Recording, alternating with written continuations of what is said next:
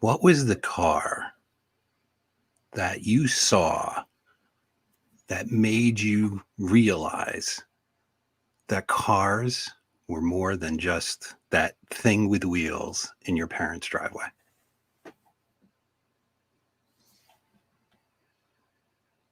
That's a question for you, big Yeah. guy. Yeah.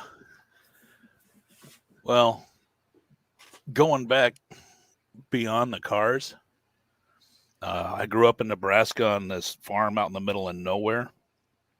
You get up on the windmill and you could see probably 7 or 8 grain elevators, right? It's kind of flat, but still kind of hilly. And it happened to be that there was an Air Force training area above our land. So I grew up with B-52s, F-111s, F-100s, F-101s, 105s, F-4 Phantoms, all kinds of crazy stuff flying over treetop level. So I was all like, woohoo, airplanes, right? And I was completely into airplanes for a long time. And then about 7 or 8 years old, I saw Smokey and the Bandit and went, oh, cool, Trans Am. That's kind of cool. I like the gratuitous burnout, when he gets out of the truck and nobody's even chasing him yet. And it's just like this smoke show going down the highway. I was like, hell yeah, that's cool. Right. And I used to draw all the time, girls, cars, things that I wanted, but I didn't have because I didn't have any girls. So my cousin was a drag racer. He still drag races. And he gave me a whole bunch of these car magazines. And I'm paging through one of them, and it's all show cars, right? And I come across this blue 67 GTO, and it's the same color of blue car that's in the thumbnail for this. It could even be the same damn car. It's hard to tell. But it would just look so awesome, and I had no idea what a GTO meant at that point. I didn't know that they were, a hardcore muscle car or had, power and all kinds of fun stuff. I was just like, wow, that's neat, right? So Gran Turismo Obligato, yes. And that's the car that got me started on the Pontiac thing. And I was like looking for a GTO for years after that. And I finally got my first one when I was 24. Well, the first one that actually had a 242 VIN. I had my 72 when I was 17. But it's one of those, it's kind of a Le Mans, kind of a GTO. It's an option. Now for me, hold on. I was about 5. I'm going to say I was 5. And now if I get booted off the stream, because I'm going to add a video, for me, this was the car.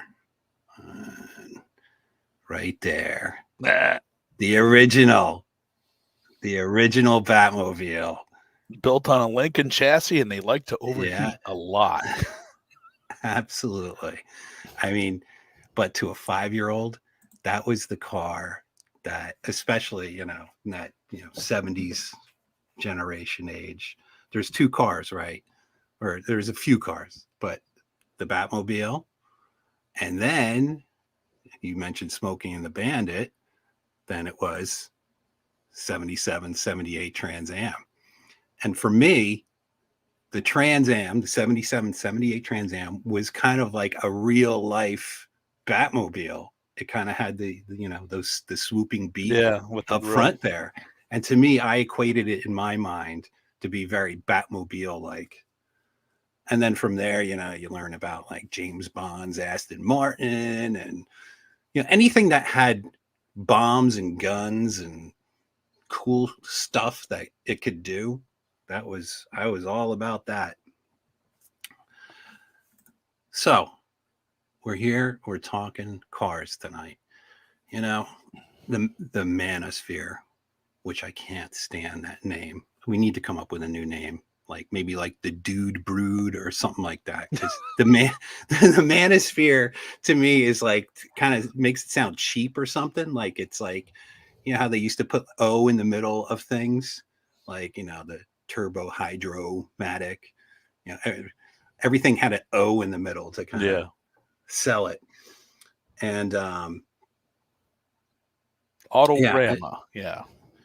but yeah, everybody seems to just talk about chicks, how to deal with chicks, and how to deal with dates, and how to deal with all your woman problems. And it's like, it's great. That's okay. But it gets a little gets a little tiring to talk about all that stuff. I want to do something different. Look, things are going to get tough. All right. I think anybody who is going to hear this knows like what's coming. Right. I mean, it's going to get worse and worse and worse and worse. And I think it would be good to talk about ways to save your ass. Not everybody knows how to do everything, right? And anybody who claims that they do is full of shit, right? I, for one, don't know how to make my own gas. And when I saw your video, how to make your own gas, I was like, I'm down. I want to learn this. I want to learn about making my own gas. I want to learn to be a better gardener, which I just learned over the pandemic, how to do that kind of stuff. I want to learn how to be a better hunter. I want to learn to be better with my shooting the guns and all this kind of stuff to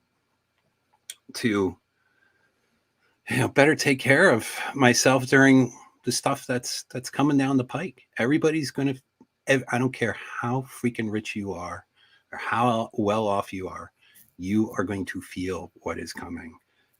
And we're just at the very beginning. And all this bullshit with chicks and dating, all that stuff's going to go into the background. It really is. Yep. So that's why all my videos are cars and kind of prepper stuff, but I'm not really a prepper. It's just cheaper for me to make my own energy. And it just so happens that it fits with the preppers. And look, I'd rather build something myself than go out and buy it. It's just the way I am. Yeah. Oh, I'm totally all about building. I can't stand going. I'm putting up some cars. These are all my picks, by the way. I didn't steal them from other places. It's just all random stuff that it's going to cycle through all these. Yeah, videos. I'm seeing lots of cool shit in there. Yeah, lots of years of going to shows and meets, and this is all the stuff that interests. I love everything on wheels. I'm not like one of these guys like, oh, it can only be a Mopar, and oh, it can only be this kind. No, I love most everything. Not everything, but most everything. And yeah, I want to start having discussions like this. I want to be able to take the knowledge I know and share it. You have knowledge that I'd love to hear about. And there's other guys, they want to email me. They got knowledge about things that I don't know about that would be helpful for other people to learn about and what's going to be happening in our near future to help try to get through this stuff. Hey, I'm all for it. Because like I said, manosphere seems to be kind of really dominated with talking about chicks. Yeah, it's all relationship shit. Life is so much more than that. I'm so over it. And look, most guys who are, I'm broaching my 50s. I think you're in your 50s, right? Yeah. Most guys who are in this manosphere space, we've been probably zeroed out at one point or another, right? It's how we end up finding the manosphere. So if anything, we're probably more apt, more hardened to figure out our ways through these difficult periods, right? Because we've been zeroed out. We know how to navigate. So I want to get into this. I wrote down questions. And let me tell you, anybody who thinks the government is going to help you during this, they need to talk to a vet. Yeah, like people need. That's another thing about guys in the manosphere. Most guys who have their shit together, you can complain about gas prices and how difficult things are and all this stuff. But at the end of the day, most guys who know how to take care of their shit, they take care of their shit, right? And this is what I want to discuss. I want to be able to discuss taking care of our own stuff, not relying on other people to come save me, because that's what we do, right? So I just want to play a couple of videos that they're so incredulous that I found from our government. And, you know, people are asking, what about the gas prices? What about, they're at these press conferences and whatnot. And you got people like this woman. Future. The freight trucks that deliver bread and milk to our grocery store shelves, and the buses that take children to school and parents to work. Imagine all the heavy-duty vehicles that keep our supply lines strong and allow our economy to grow. Imagine that they produced zero emissions. Well, you all imagined it. That's why we're here today. Because we have the ability to see what can be, unburdened by what has been, and then to make the possible actually happen. I've never heard somebody speak so many words and say so little. But at the crux of what she's saying is, too bad, gas is going to be high, and we're going to now use this. I mean, this is basically what all these people who are in charge, at least right now, are saying. People like that woman, who's awful. She is second in line, which is just shocking to me. Yeah. And then you got taking the bus to work. Let me I tell have you. never taken the bus to work. And see, but that's because they live in cities, right? Yeah. They don't understand that there's a whole other part of this country that don't live within cities.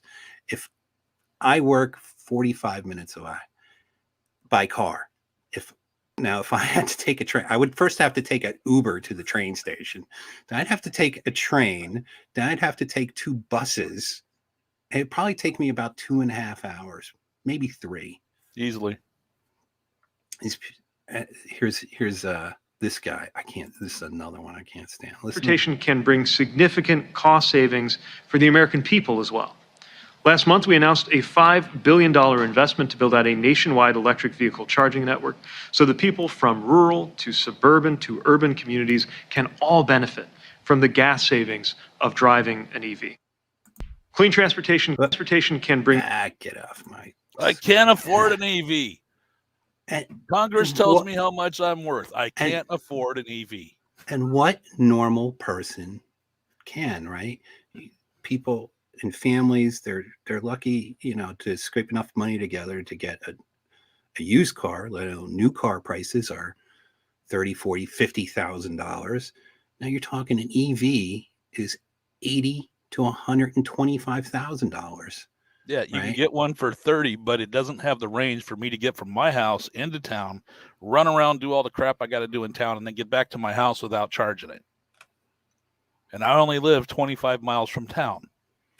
It is such a fucking grift, this whole electric car thing. I can't believe this is the way we're going with the electric car. How are we going to charge the cars? I mean, that's problem number one that they don't seem to gas. Yeah, I mean, people, what do they think? That you're gonna get the magic electricity from the magic wall? There's hamsters on wheels running behind. Hamsters behind on wheels and magic fairy dust. I mean, all the rare earth minerals, all this cobalt, the magnets, lithium for the batteries, copper for all the wiring. Just the immense amount of crap that goes into one of those electric vehicles. I mean, you can have a very simple liquid fueled vehicle with maybe 4 pounds of, copper in it for all the wiring. And that's everything, and if you go fiber optic, it's even less, less weight. But these electrics, you got to have big cables to handle the voltage. And if you're driving around in an area where I live, where there's salt on the road, it's going to get corroded. And corrosion and electrical stuff means increased resistance. Increased resistance means increased heat. You get enough heat and resistance, you get a fire. Yeah. Now, in the last, I don't want to talk about that. In the last 2 years, there's been 3 Teslas crash. Now, we don't know why they crashed. They just ran into shit off the road. Okay. But in all three of them, everybody in the car died because they caught fire. An electrical fire is not like a gas or alcohol fire. Electrical fire is like you are sitting inside a welder. It's a big blue flame and it incinerates you. It is thousands and thousands of degrees. It's not, a few hundred to 1,000 degrees like, a liquid fueled engine. You step out of the vehicle, and if you're grounded and you get the current run through you, you just zapped yourself. I mean, just there's so many things. And when fire departments come across an EV or a Prius, one of those hybrids, they have special tools and special procedures for dealing with those because they can get electrocuted just putting the fire out. Yeah. I mean, they tell you if you have an EV, don't park it in your garage in your house. Yeah. Right? I mean, think about that.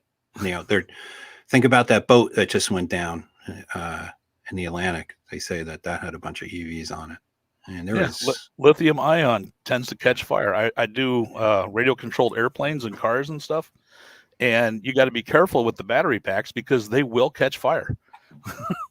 Absolutely. And you never know when they're going to catch fire. It's just all of a sudden you're flying along, the plane starts losing power, and then poof, you got, a smoking crater. Well, just for the fact that these cars cost so much, you're never going to be able to. I mean, just think of all the cars that are on the road right now. Now, their dream, as they live in these, what'd she say, imagination world here. They have people drive them everywhere. Well, yeah. And that's a part of the problem with this current generation. They're not a lot of these fucking millennials and Z's. They're not into cars. They look at, a lot of people don't look at cars like a gearhead like you or I do, right? They look at cars like appliances, right? Yeah, the car is an appliance to them, and that's why cars have become appliances. They don't have that soul that that you look at it and you're like, it's just like, someone dropped a modeling clay and put some wheels under it. That's the design of the new cars. They're not even aerodynamic, which is just don't insane. even get me. Don't even get. You want me to go on a pop rant? Let me tell you. Either you will or I will. They're just not into cars. Yeah. There's a certain niche group of people that are like, mechanical stuff, machines, airplanes, trucks, cars, trains, planes, spaceships. And it's what we thrive on. That's the thing that drives me is mechanical stuff. I want to know how it works. I want to make it work better. I want to improve on it. I want to see how simple I can make it and how complex I can make it. I want to know everything about it. And then there's other people who are just like, well, you put the key in and it goes. Yeah. Drive it for me. Yeah. Let the machine take drive care of it me. for me. Treat me like a child. Look, I'm not saying that Elon Musk is not a genius. I mean, he is, but Tesla's poor build quality. That's number one. Fucking ugly as hell.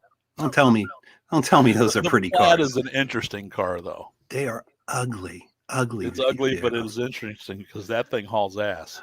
Well, see, that's their one trick pony, right? Yeah. And if you're a car guy and you tell me that EVs are awesome, you're not a fucking car guy, okay? No. Just shut the fuck up. You're not a car guy, all right? I get it. It goes fast, okay? But again, that's its one trick pony. Everything else about it is horrible. I mean, how many of these memes have we seen where it's, the car's on the flatbed and they're charging it, with a roadside generator or something like that. How they got everybody bought into this grift of electric vehicles, and there's no way that the grids. I mean, think about like the summer when everybody puts on their AC. Already in California, they're telling people don't charge your car on this day because we're having high demand. So what do you do when you need your car to get to work? Go ride the electric bus? Yeah. I don't Yeah. even want to tell you how much my electricity costs up here, because I got a PC that runs all the time. I got my refrigerator, a deep freeze, and then my pellet stove and LED lights. I go as cheap as I possibly can, and it's still $200 a month. How the hell am I going to charge a vehicle on that? I mean, Well, and it's the grid goes down all the time up here. It's less stable than my bipolar ex-wife when she's off her oxy. I mean, that's how I kind of got into the whole making my own energy thing, not just the ethanol, because the grid's always down. I mean, the longest I've gone is 6 weeks without the power blinking or going off for a few hours to a couple of days. 6 weeks, that's it. It's always out. well, yeah, let's talk about making fuel. This is something I want to learn. Do you like you get on the treadmill and then like when you're done you squeeze out your undies there into the barrel? Is that how you are the sweaty just like that. 85. First you got to get the magical gnomes and then the fairy dust, and then you got to put in a big pot and turn it up to 11 billion degrees, and then out pops unicorn farts. Okay, I want to learn this stuff. I want you to teach me. Okay. All right. So we'll just start. Well, I wrote down questions. It's a so many huge questions. project. Okay. All right. Well, it's wide in breadth. We're going to cover it. We're going to cover it. All right. Syngas. So let's go Not sure. right to the start. What is E85? E85 is anywhere from 70 to 90% ethanol, and the rest is gasoline.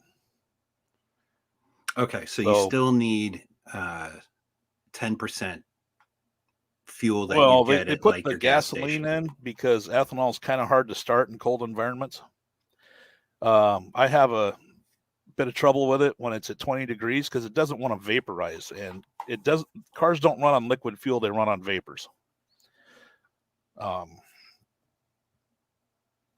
can explain what I'm talking about if you want. Please, yes. Okay. You have a droplet of fuel, right? Consider it just like a sphere floating in, like the earth. Okay. The liquid part is the crust and the mantle and all that inside the earth.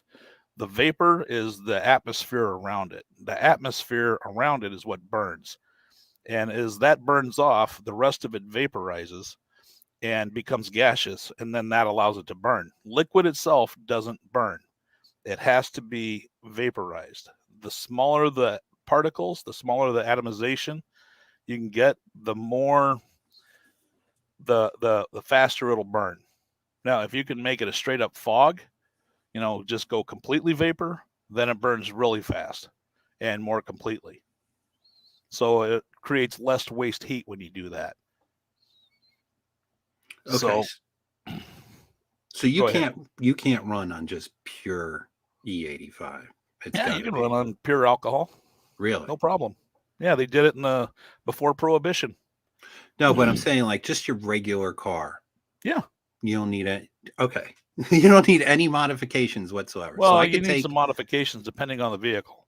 Okay, so let's talk. The Japanese cars like Toyota, the old, the Nissans, the Hondas, they have injector size just big enough to run gasoline. So they go into lean bank, and they throw a code that says it's running too lean if you put too much ethanol in it, because ethanol has oxygen, a lot more oxygen than gasoline.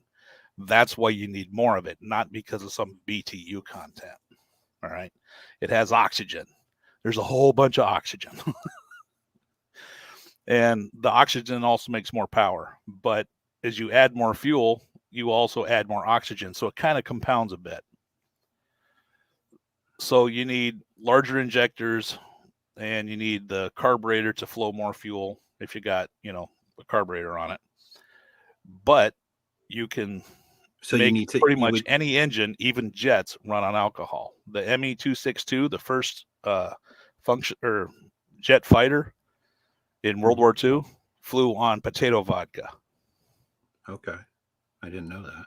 Yeah. Well, there's always like you see those movies where it's like the German U-boat, and Well, they're the like, torpedoes all Kraus, ran we on need alcohol. more power, and they dump in a bunch of vodka Yeah. into the tank. Okay, so if you're running, so it's better to run a carbed engine. It doesn't matter. But which would be better? It depends on what you're trying to do. Well, just I want to normally commute. I want to normally commute. Okay. Do you want to maximize the fuel mileage absolutely and run 100% ethanol? Absolutely. Okay, because engines are designed around gasoline right now. So gasoline has this problem where if you heat it too much and then you squeeze it, it likes to explode on its own. Right. Called ping, knock, detonation. Yeah. Sure. Right. Ethanol doesn't like to do that.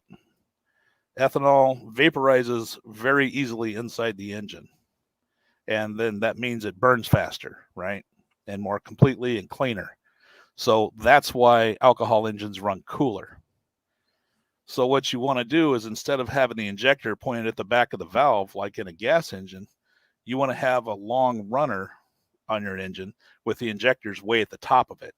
So it has all that distance to vaporize before it gets into the cylinder. And while it vaporizes, it's pulling all the heat out of the intake charge. So you're getting a cooler, denser mix of air just from the fuel vaporizing. So it's dropping the temperature inside the intake port. That makes more power on its own. And then you throw the added O2, added oxygen, and the ability to run a lot more static compression and dynamic compression, which, I can get into that if you want.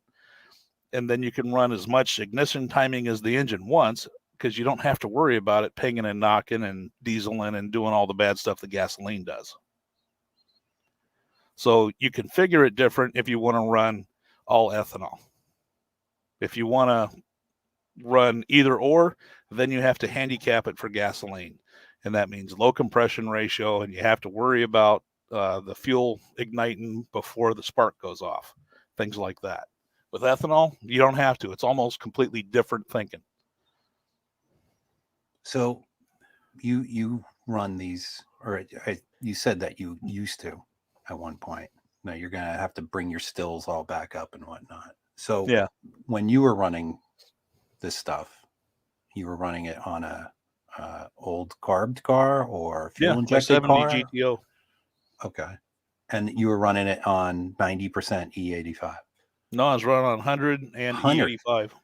Yeah. And did you have to reject the carb or? Nope. Really? Yeah. Was it a factory Q-Jet or?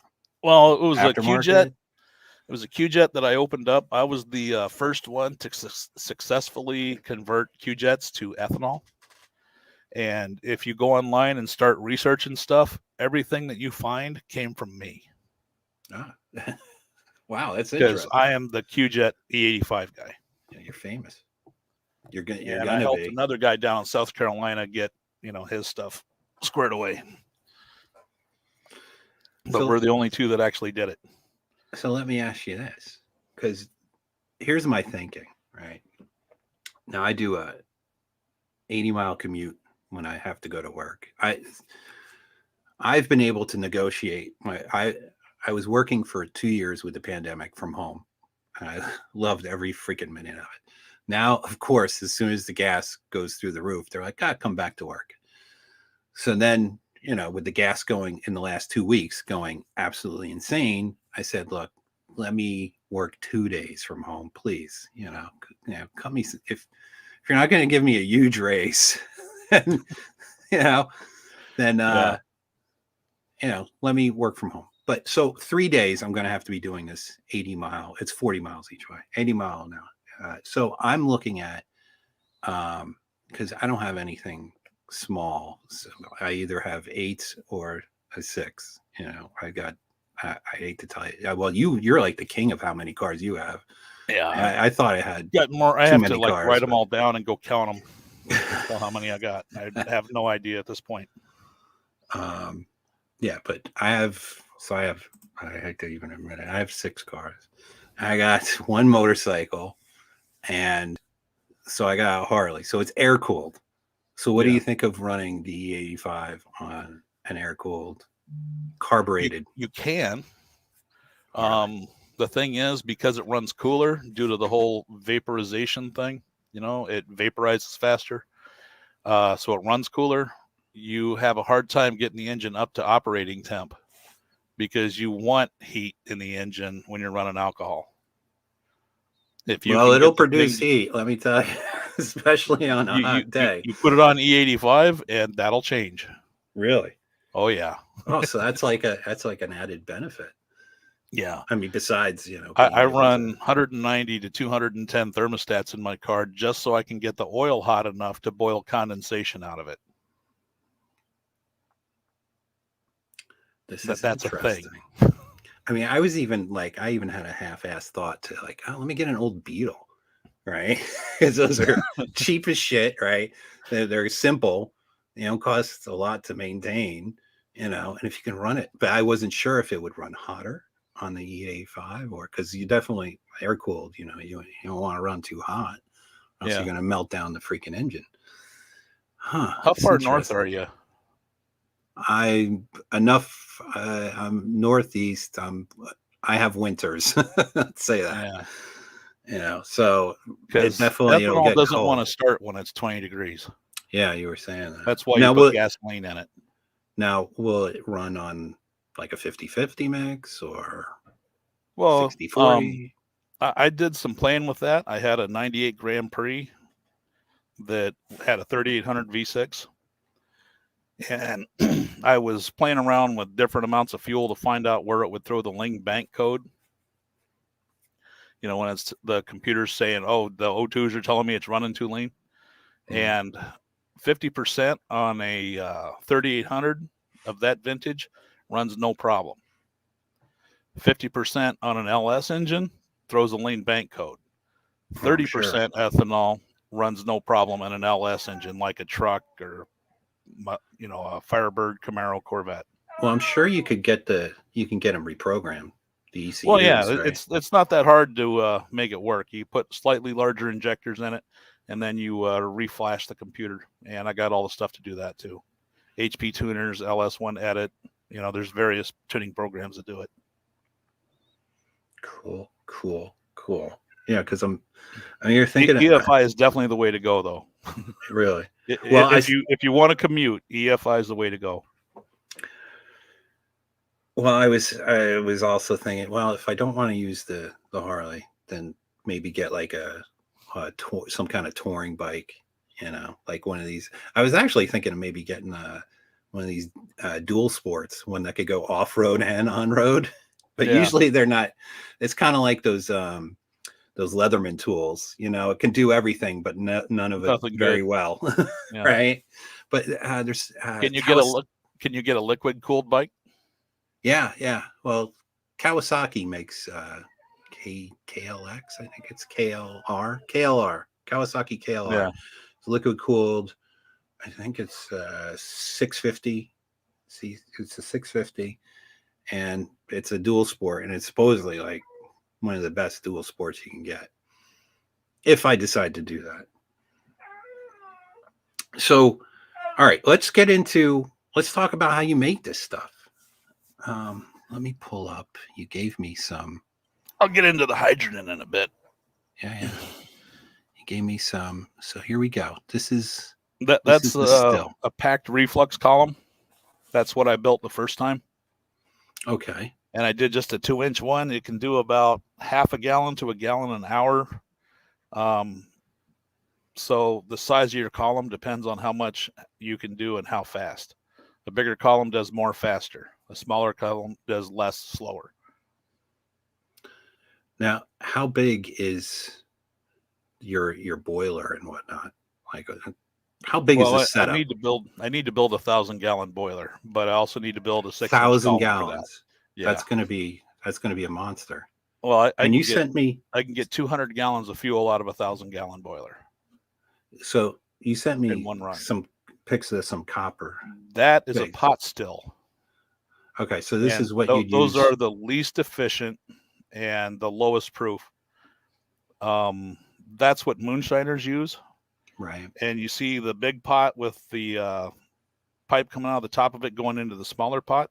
Mhm. The smaller pots are called Thumper kegs. Ah, Doing it this way takes a lot of named energy. after you, apparently. Yeah, well, it's because they made a certain noise when they were heating and cooling. They go thump, thump, you know, they would bang around.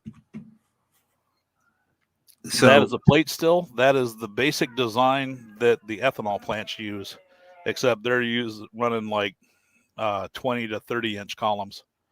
That's why they're really tall, and they got like two of them sitting next to each other because it's the same still. And they have a series of plates. okay, so if I wanted to build something on my own, right?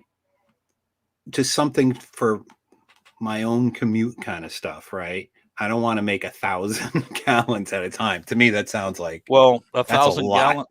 gallon. If you use baker's yeast, you get 10 gallons for every 100 gallons, 1 gallon for every 10 gallons, 1 gallon of fuel, because basically yeast or ethanol is yeast pee. They eat the sugar, they Mhm. piss, and they fart CO2. So you got to let the CO2 out without letting the oxygen in, and then they die in their own waste. The better yeast, like the turbo yeast and stuff that I use, can do 20% alcohol instead of the 10%. So they're a little bit hardier. They can handle more waste. And what that does is let me get 200 gallons out of a 1,000-gallon boiler. So I got 1,000 gallons of mash, and I get 200 gallons out of it. So if I make 3 runs, make 600 gallons of fuel, I'm done for the year. I don't have to make any more. Okay, so that's you. You've done this before. Let's just say myself, maybe all the people listening or who are going to listen to this, they've never done this before. So where would I start? How would I? Now I see this as like a copper setup. Do I need copper? You can use copper. It's easy to work with, a lot easier than stainless. It used to be a lot cheaper than stainless. Now it's about the same cost. The first thing that I did, I built a small boiler. It's about 32 gallons. And I have a 4-inch pack column like the first one that you put up. That's more of a drawing than a picture. This one. So basically, I went to Menards and I got a roll of copper sheathing. Mm-hmm. It's the 2-inch wide by however many feet long stuff. And I took that and I formed a barrel out of that. So it's roughly 2 feet tall. And then I put a cone on the top of it and then mounted a brass nipple that I could screw my 2-inch column onto it and get a nice good seal. Okay. So I could show you how to do that. In fact, that's one of the videos I'm going to do for when you're learning how to distill and run the still and do the mash, and you want to try different feedstocks, things that sugar and starches, to see what kind of yield you get out of it. Yes. It's a whole lot more beneficial to run a small still like that when you're learning how. Yes. And finding out and doing experimentation than doing a big one. Well, yeah, I don't want to do a big one and then blow myself up. I don't think anybody wants to do that, right? They're basically running on atmospheric pressure. Mm-hmm. So the only way you're going to blow yourself up is if alcohol leaks out and then catches on fire, and then you have a conflagration, or if something blocks the outlet so that the steam builds up inside and then it'll blow up. Right. Yeah. I mean, you know, and that was a problem steam with the old pot pressure. stills. Yeah. Right. Yeah. I mean, I definitely remember hearing about people heating it, and then it goes poof because it's not letting any out. Kind of like when they blow up the hot water heaters. Yeah. Send those things to the moon. You ever seen one of those things go off? They did it on. No. Well, me neither, but they did it on Mythbusters. They I mean, it went, they built like a fake house and everything, and this sucker went through the house. Oh yeah. And up There's about another 100 feet. Oh my God. Yeah. They So just punch a hole. okay, so you're gonna be making a video of how to build these things. Right. All right. Please, And if you get a that's chance, coming. to put your channel link in the chat so people can find you. And Well, so far everybody's here. yeah, but you might have people Yeah, we who might get watch somebody this later showing up. on who don't, or who watch it, Yeah. days or weeks down the road, who wants to learn how to do this stuff. So definitely subscribe to you, right? And make sure you, before we leave tonight, to put your link in All your right. channel. Well, And, it's going in right now. If I okay. can get my damn thing to go away. There we go. There's my And- channel. Cool. So you'll have to copy it and paste it because I'm not a wrench here. Yeah. I don't have any wrenches. I'm too small. Yeah. Okay, so in one of the video, I think it was the How video. about I explain what's going on with the still here? Yeah, Okay. definitely. You put the mash in the boiler, and that's after you fermented it. By the way, Okay, did you you can put do your, the fermentation in the Perfect. same If you barrel. don't- You don't have to change it, but it's easier to have a whole bunch of them and then distill it, but in a big group later. so wait, if you don't mind me interrupting, Yeah. you said you put it in the chat because nothing's moved. So I wonder if we're kind of having. Oh a no, I delay. put it in the YouTube chat. Yeah, I still don't see it. What's You there? might be. You could see it. Yeah. Huh, I must be running on a delay. YouTube hates me. All Did right, you never guys mind. see it? This chat's barely moving for me. So Yeah. I don't know. Okay, whatever. Okay, I'll shut up. Go ahead. Well, here, I'll put it in here too. There. I So see you can HALP. post it. HALP. That's all I Yep. see. Oh, you didn't see my channel link. No. All right. Well, I just put it Yeah, in Wilco says StreamYard, I don't. so He you doesn't can see put it it over. either. Okay. Because your channel. Oh, so it won't let private. me post links. Private chat. That's the problem. Yeah. Thinks you're a spammer. Yep. Come look at my naked girl parts. Yeah. You guys want any background music, by the way? I could add in background music apparently. Do you want any background music or no? You good? There we go. Shredder. Oh, I don't need any background music. It would just probably confuse me. But it's up to the Are you guys. that easily confused? You're making Well, your own fuel and I- music confuses you? I have a whole Does bunch your of monkey stuff in my brain head.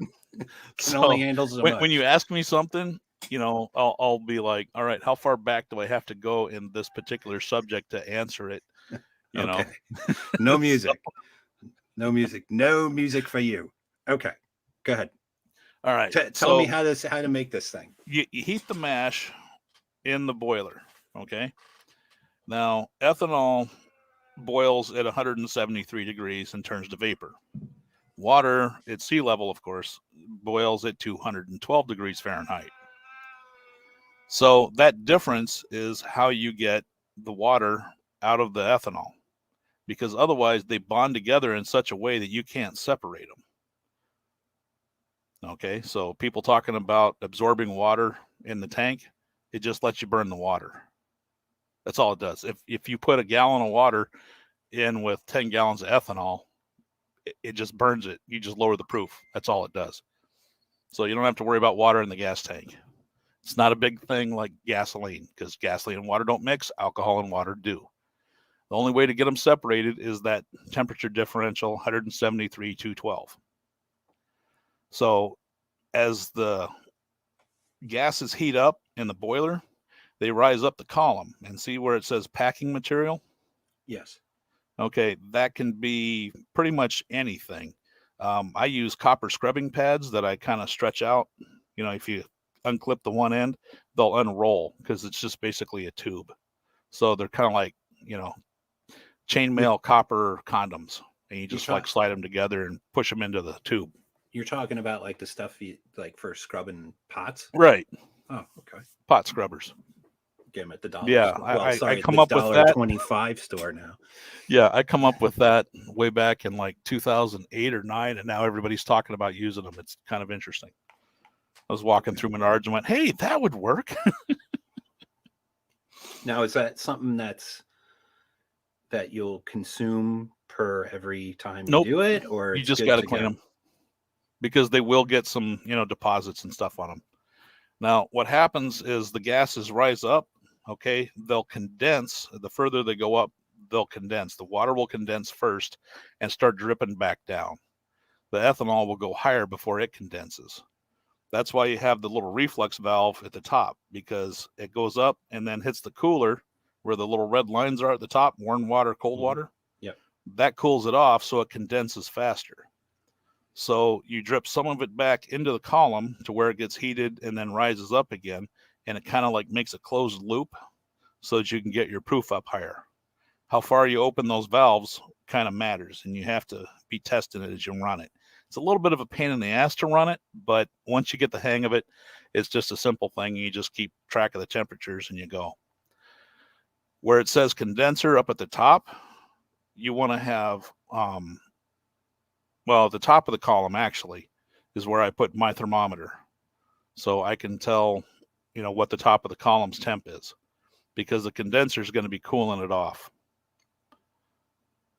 Okay. So as it rises up, it hits the stuff that's packed into the tube, into the column, and it condenses and falls back down. So that's how you separate the water from the ethanol, because the ethanol goes up further than the alcohol or the water does before it condenses, because it's a higher temperature. And if you keep the top of the head, the top of the column, where it branches off to the condenser at 173 degrees, you'll get your highest proof out the tap that's coming off the other end. How high a proof can you get out of something like that? A pack column, you can get 190 proof pretty easy if you're cautious with it and keep track. 190. Yeah. Wow. But you want to take it out of the middle of the run, because you get the heads and the tails. It's all the other stuff that happens to be in there that has lower boiling points. Mm-hmm. So it'll boil off faster. So the first part of it, if you're making fuel, it doesn't really matter. But the people that drink it, they don't take the first part and the last part. They just take the middle part of the run. Okay. And what do they do with the first and last part? Yeah, and as long as you got it at 173 and you're getting your reflux going and then your outlet going, you can get 180 to 190 proof in one run, no problem. And you had mentioned in one of your videos, like what kind of material, you had said that you can make it out of, or maybe your friend can make it out of cardboard. Yeah, I got a buddy in Wisconsin that makes fuel out of waste paper. Please tell me about how you make fuel out of waste paper. Well, he's doing it. I haven't done it because the whole going and collecting paper thing is a pain in the ass. I got 300 maple trees that I've counted so far that I can tap. So that's where I'm headed. It's easier. I don't need to put other stuff in it. Basically, paper is just cellulose and starch and wood pulp, right? That's been broken down to really small chains. You mix it up, you shred the paper, you put it in a vat, you add enzymes, alpha and beta amylase. That breaks it down into sugar. Can I just interrupt you? Basically starch. Can I interrupt you real quick? Yeah. Where would I get these enzymes? You just Amazon. mentioned? And how much does something like that run? I think I paid like $12 for the last pack of alpha amylase. It's not that much. Okay. Go on. Sorry. But there's things about enzymes you got to know. But that's getting deeper into it. So you break it down into sugar, and then it's just basically just like running any other still. You put the yeast in, you shut off the enzyme by cranking the temperature up over 140 degrees. I think it's like 170 to shut off the enzymes. And then it kills off the enzyme, shuts it off. Then you add the yeast. The yeast eat it. They fart and piss ethanol, piss vodka, and then you just run it through your still. All right. And so what would be the material cost first to make the still? Depends on what you're making it out of and how big it is. Something for the beginner. Let's say beginner. Figure a $200 budget, you can probably do it for that. Although I have to find out what copper sheeting is going for, because I want to buy another roll so I can build another boiler, basic test setup, build another one and show people how to do it. And then how much does the material, well, you said you use maple syrup, is that right? No, I use Or maple sap. Maple sap, sorry. Yeah. My maple trees have between 2 and 4% sugar in them. Okay. So if I'm running the turbo yeast, I want to have 20% sugar. I want to go a little bit less than that, because that way I get all the sugar eaten. So I'll go like 17, 18% sugar in the mash. And then the yeast will eat that, and they'll die off when, they die in their own piss. And then I can distill that. So the way I get the sugar content up is I have the tree sap in a big vat. It's an old cattle tank, right? Mm-hmm. And you let it freeze overnight, and then you just pull the ice out of it. So ice will form on top. You just break the ice, pull it out, and that raises your sugar content. It's really simple. You don't have to boil it down as much. It's basically the same process that you use to make syrup, but you don't go as far with it, because syrup, you get it down to like there's 10, 20% water in it. And I only need it like 80% water. So what would be, you had mentioned in your video that I watched that the cost per gallon, correct me if I'm wrong, was like 40 cents per gallon. Yeah. That's making it with cattails, using the enzymes, and doing all the extra stuff. And that would be a run of making one of these big runs that you're using the 1,000-gallon still and all that. Well, that's what it costs with my little test one. Okay. All right. So a bigger run, I would probably get more fuel out of it, but it depends. Yeast is kind of a cool thing. You can take a little bit and you can culture them, feed them a bunch of sugar and water, and then, kind of get them started, and then throw them in, and they'll just propagate, they'll just go crazy in there. So you don't need a lot of yeast. Where the cost comes in is the energy to boil the stuff and for the enzymes. And then, of course, cleaning afterwards, because you really have to keep stuff clean. You don't want a bunch of, stuff left over after the run contaminating the next run. If you're fermenting in barrels or, other vessels, then you don't have to worry so much about keeping the still clean, because you put it in, it's already fermented. You just have to keep it clean so you get a good run and you don't get a bunch of contaminants. So when you do these, it's definitely something that has to be done outside. Oh yeah. You don't want to do it in your apartment. It's a big fire hazard. Well, yeah, right, because you're using an open flame, right? Yeah, the cat knocks it over. You're kind of screwed. You can't build electric powered stills. Was that a cat I heard in the background there? No, that's my dog. That's that was something howling. Oh, a husky. Oh, they're noisy, man. I had a neighbor years ago. Oh yeah. My neighbor had one years ago. His name was Rory, because it just would howl all the time. Mine's name is Aurora. Yeah, there you go. Yeah, they love to talk. Okay, so you gotta do it outside. What other kinds of safety concerns would there be if somebody wants to do this? Ethanol's flammable.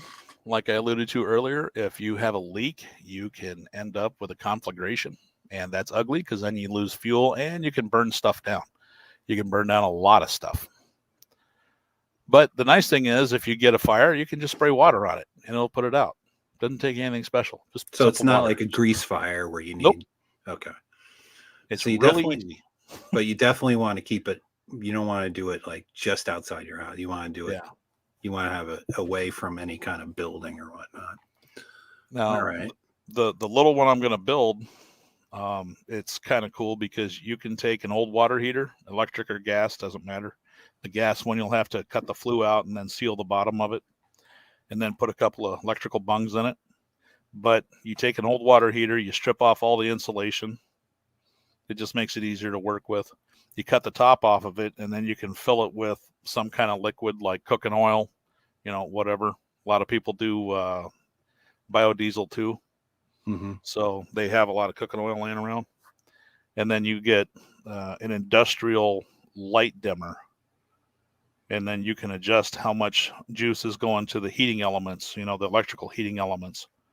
And then you can raise the temperature of the oil around the still and then heat up the still with that. And you can get a really good control over how much temperature you got going into it.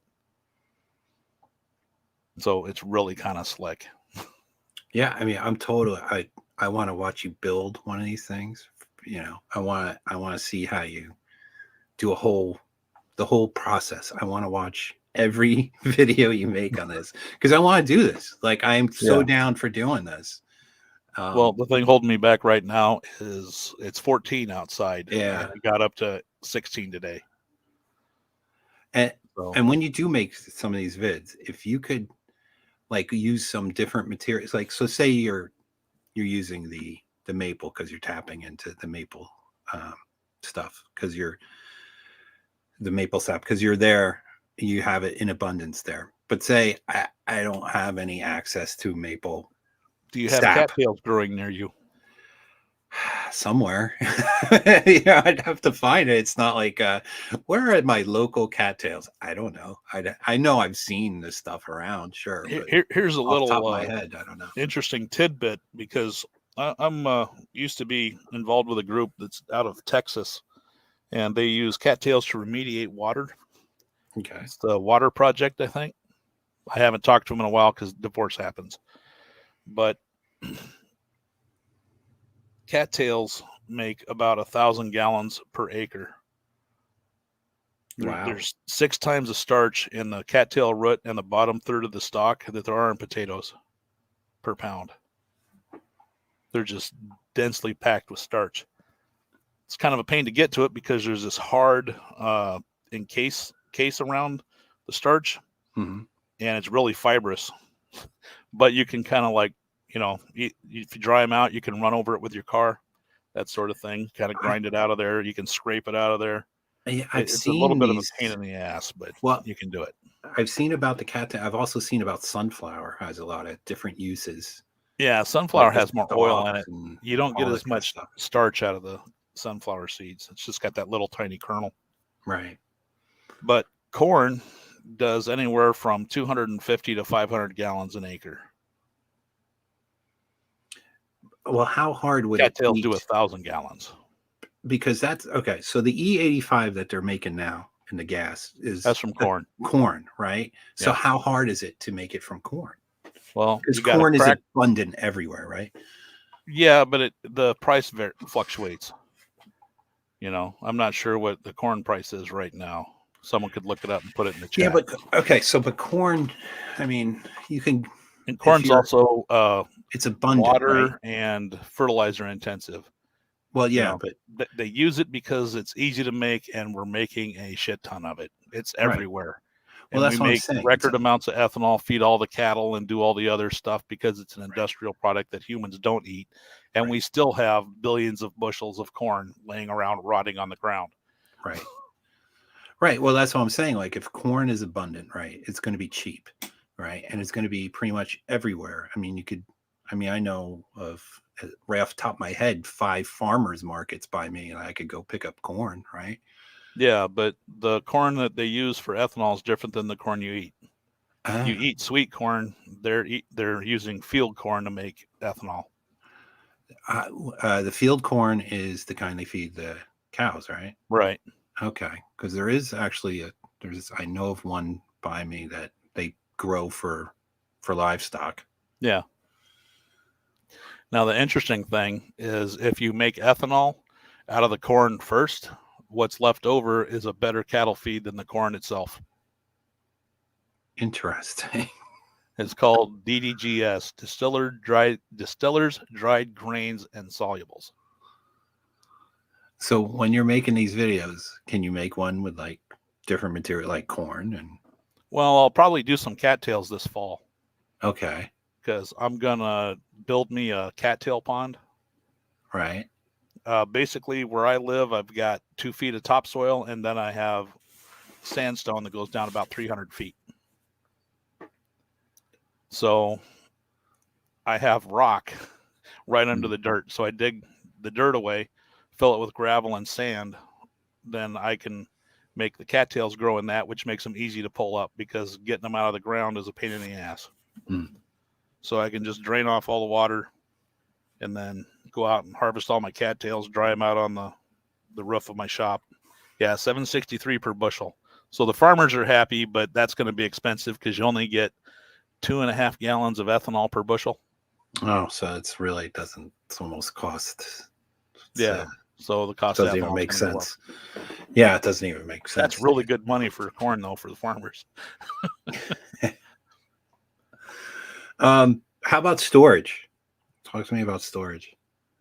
Well, Like, do you have to have special, is this something you could keep in your garage? Do you need special barrels? Do you need, so let's talk about storage. How can you store whiskey or vodka?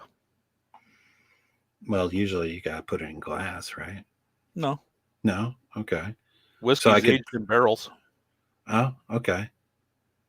So do you need like wood barrels? Can you use steel barrels? You can keep it in a steel barrel. You can keep it in a plastic one, a wooden one, whatever. If you're going to be drinking it, that's a whole different thing. And you can get in a world of shit with the ATF over that. Really? So, okay. Yeah. Speak about We're that. going to get into that. Oh, go right ahead. There's your segue, please. But storage, you just keep it out of direct sunlight, because sunlight breaks it down. It's biodegradable.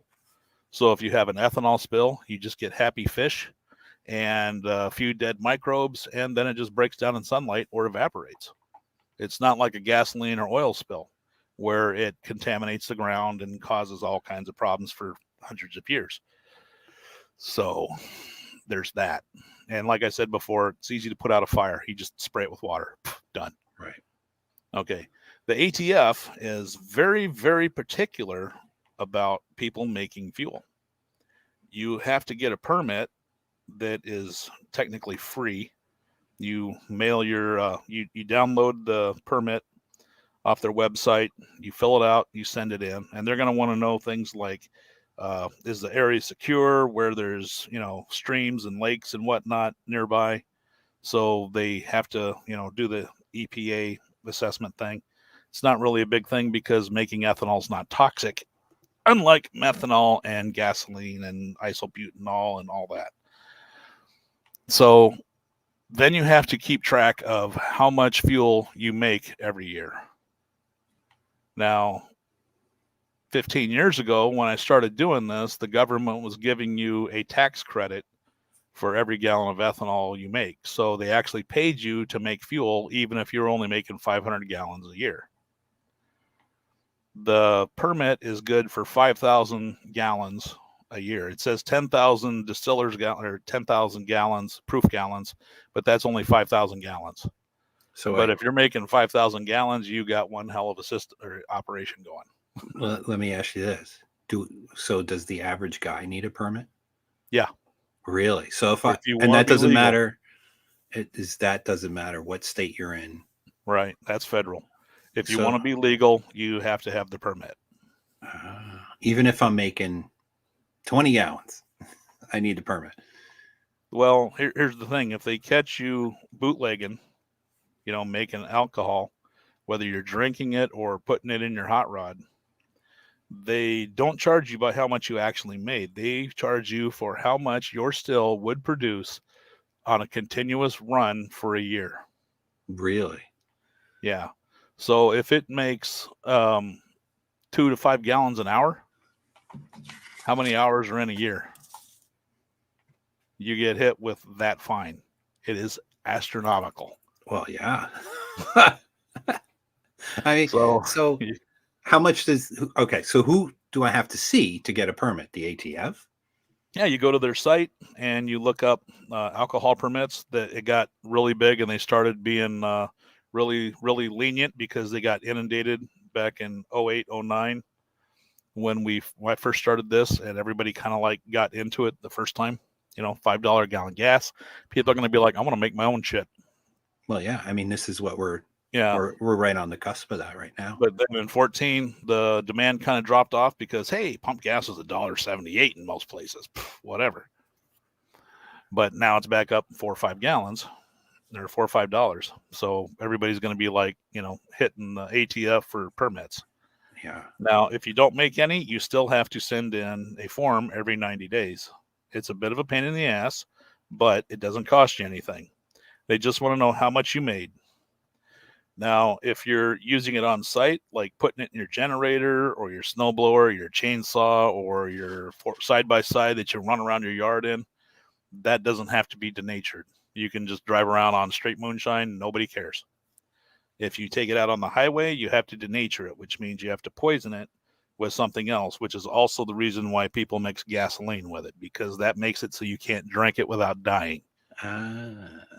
So you have to poison it somehow. Okay. Do you have to poison it in your storage? So say I want to store it. I denature it basically after I make it. Yeah. Right? Okay. So you can store, I don't know if they got a limit on how much you can store. They probably do. That'd be more of a local fire code thing. Yeah. Well, the government just wants to put their hands in everything. So, the reason why they're so hard on bootlegging is because they want their taxes. Of course. So the beverage people pay a lot in taxes. Fuel guys don't pay anything in taxes for it. They just want to make sure that you're using it for fuel. You said that they actually give you a tax credit? Yeah, they used to. I don't know if they still do. Okay. I don't pay taxes because I'm a crippled vet, so I don't even worry about it because I don't want to do all the tax crap just to get some more money. Right. Because then, the VA is going to be like, hey, you got income coming in from tax credits. So I don't even mess with it. So I don't know. And how much does it to look into? How much does the permit run? Do you know offhand?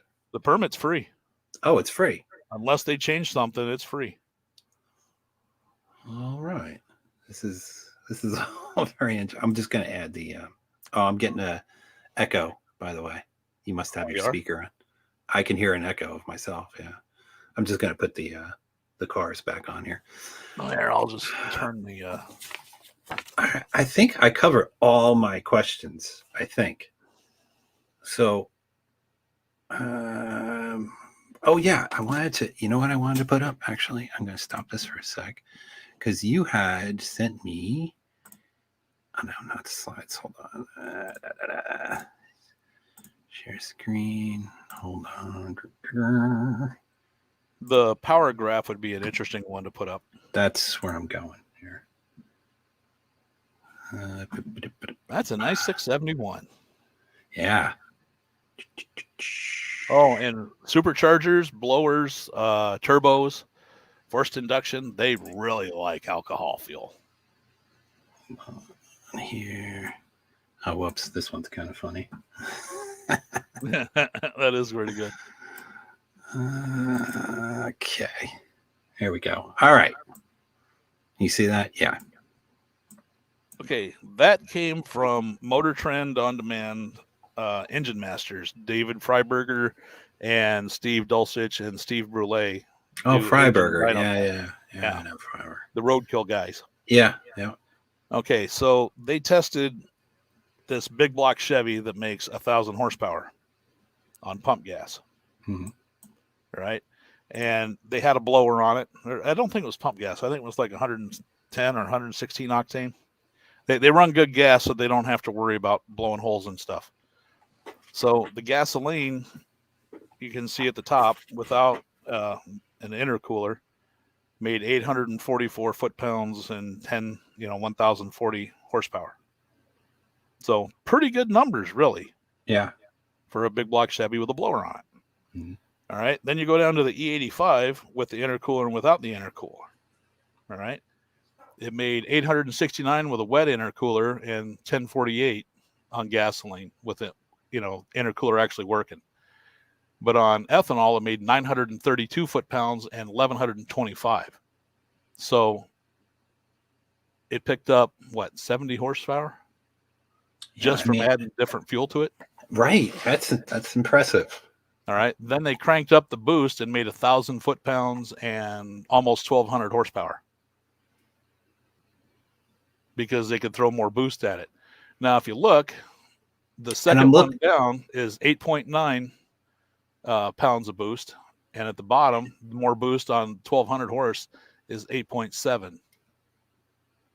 All right. So same basic boost temp or same basic boost. And it's making what? Almost 200 or almost 200 horsepower more, like 170 horse more. Now And look I'm at looking this far right where it says temp. That's what I was just going to say. Right. The Okay. temp You can see the difference, the latent heat of vaporization of alcohol. Mm-hmm. It cools the intake charge a lot. Okay. So 8.9 pounds of boost with the dry intercooler, 172 degrees. Okay. No intercooler with the blower on a tunnel ram, 79 degrees, 100 degrees cooler, essentially, in the intake manifold at the same boost pressure. That's impressive.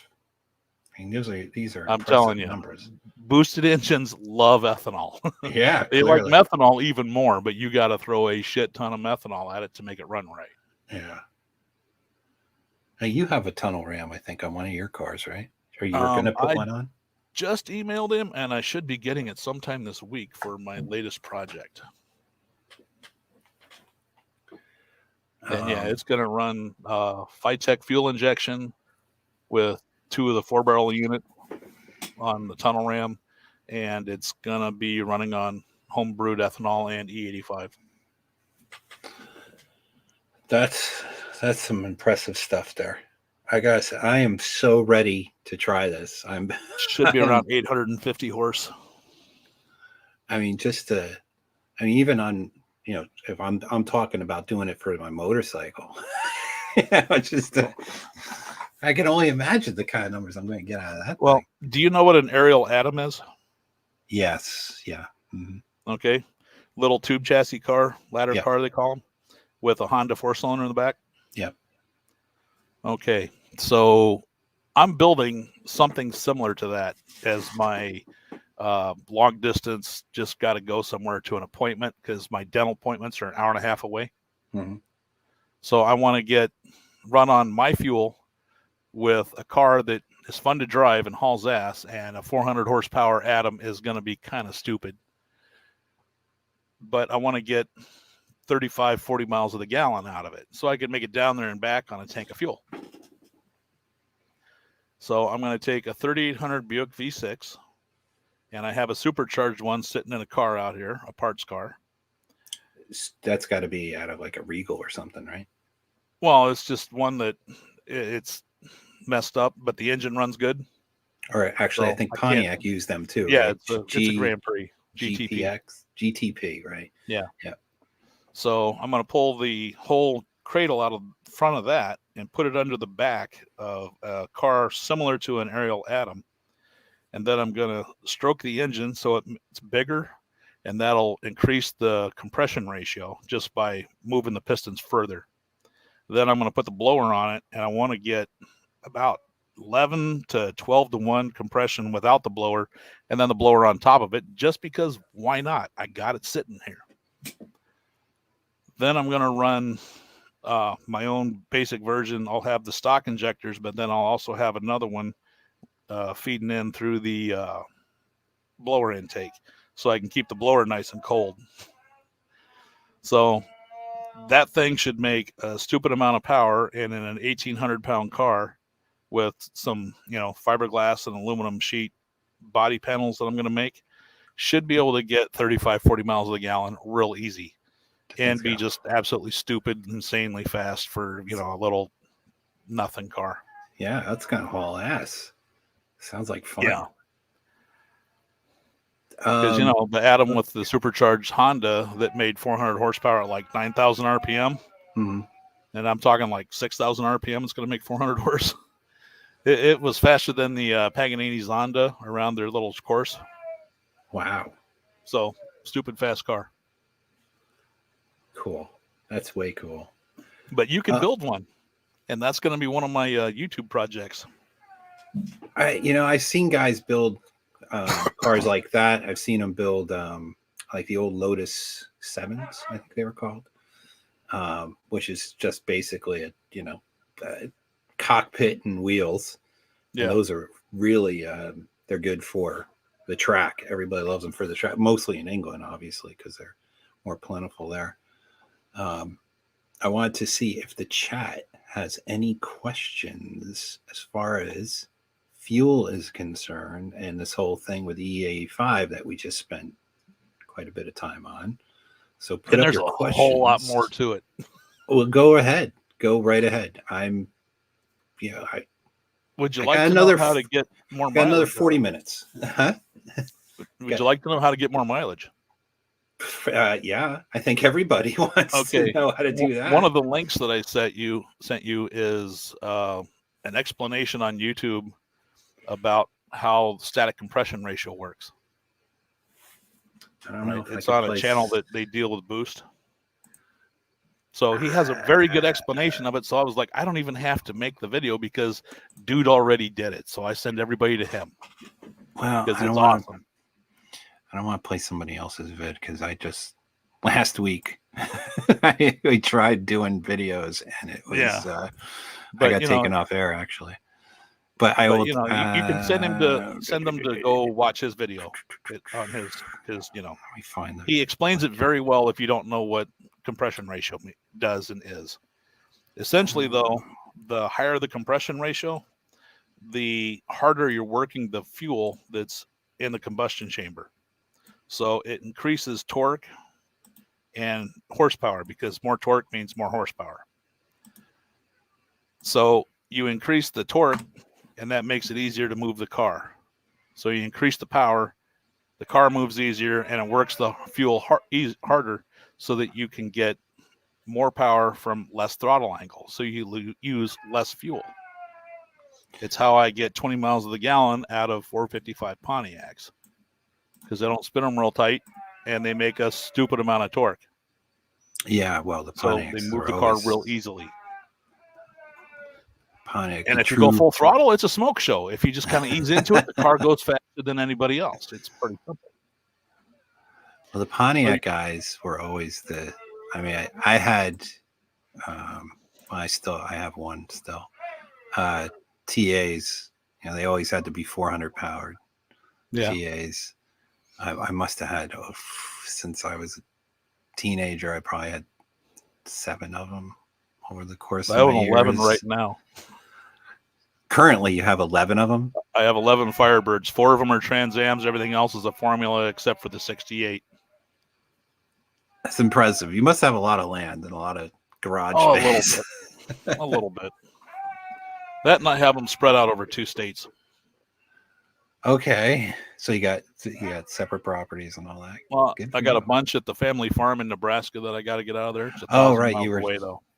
Yeah, you were talking about the farm. So I'll have a whole bunch of driving video. Cool. So you raise the compression, and that picks up mileage. You can actually get slightly better mileage at 12.5 to 1 compression on ethanol than you can on gasoline. Hold on, I'm going back like up. 8 or 9. Where was that? They just had this GTO. Hold on. Yeah. Well, there's one. There's a 66. And you could build something like that little red car there and, put a high compression engine in it and drive that around. That would be a hoot. Not to get into my career and stuff, but another goat. Yeah. So I work for an auto. There we go. That's what I wanted to stop it on. I work for an auto manufacturer, and I was doing their racing and their racing programs for. Oh, wow, he's really talking back there. Yeah, I think he wants to get on the stream. Yeah, you want to play a video or something, and I'll go let her out real quick. You want to do a pop P break video? Is that what we're doing? Well, I hope that people aren't bouncing off to look at this other video that I just put up. Hold on, let me see. I'll do a pop deep fake. How's that? Yeah. We can all take pee breaks, cigarette breaks. I think Yep. it's about 3 minutes. Because she's bugging me. Yeah. All right. And Brandon, I'll answer about the different alcohols and stuff in a minute. Because I rarely wear underwear, and when I do, it's usually something unusual. Got you clean, huh? What's the matter, honey? Little extra cheese on the taco? You are a smelly pirate hooker. You look like a blueberry. Why don't you go back to your home on Whore Island? Hi. Hi. New in the building? Yeah, I just moved in Monday.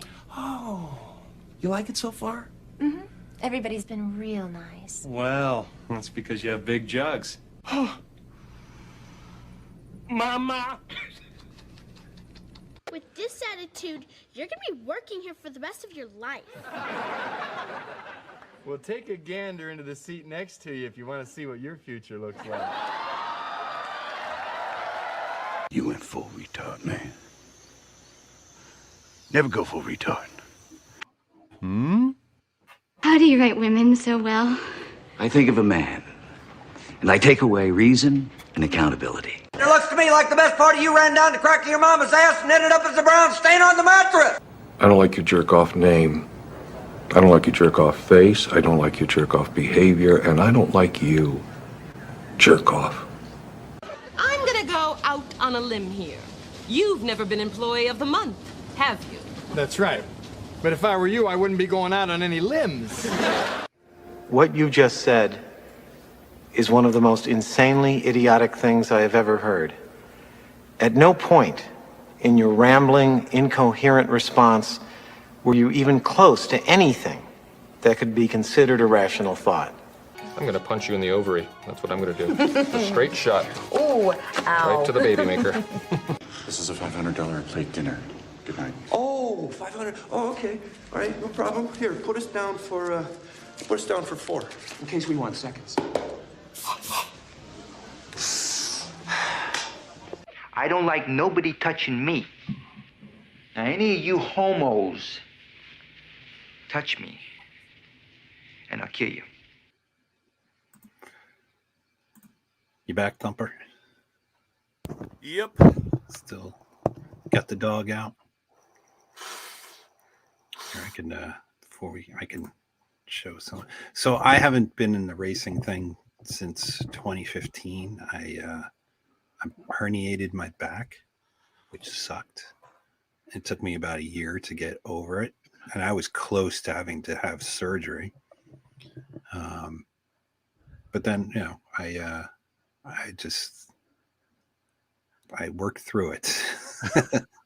Yeah, a lot of gym time, a lot of pain, and it's such the stupidest thing. You pick something up and wrong angle or whatever, and you herniate your disc. You're pushing out the stuff in between your discs. Yep. It went into my nerve, and I couldn't feel the bottom part of one of my legs here. Sucked. Absolutely. So I had to give the racing shit up. Thankfully my work was like, I'll just you need to drag race instead of riding motorcycles, man. What's that? You need to drag race cars. You don't beat yourself up as bad. Well, drag racing, you still got to work on the stuff, right? It's still a lot bending and changing tires, and I go slow now. I work on stuff. Everything's a slower speed. Oh, I'm slow too. It takes me forever to do stuff. So when I was doing the racing stuff, this is some of the stuff that I'll just do a quick little slideshow. This is some of the stuff I used to get involved in. Some pretty Bugattis cool and Ferraris. All kinds of different stuff. I don't want to say where I work, but it's interesting to get into that side of it, and I really love doing it. And now I'm riding a desk. It's okay. I mean, I was riding a desk the whole time, but I would go out and do this kind of stuff on the side for the company. This is just all different kinds of cool. This was 24 Hours Daytona. I've done Daytona. The overnights Daytona. quite interesting and fun. So it's just that was the start of 1 year at the race. So lining up, crews all lining up. This was Brian Johnson's car. You know, Brian AC/DC. I played AC/DC to start. See the blonde? That's his girl. Well, it was his girlfriend at the time. I don't know if it still is. Well, I like the way her legs come up and make an ass of themselves. Yeah. You know, and he's got to be like 70, and she was like, oh, he's well over 70. 30. There's some what do you call it? Pinup stuff for Dak. There's some Pontiac stuff in here too. I put some Pontiac, some more pinup stuff. I know I got some. Where is? I mean, this stuff's so old that I'm not worried about anybody getting. See this? It's all old. Here you go. Here's the Pontiac stuff. See that?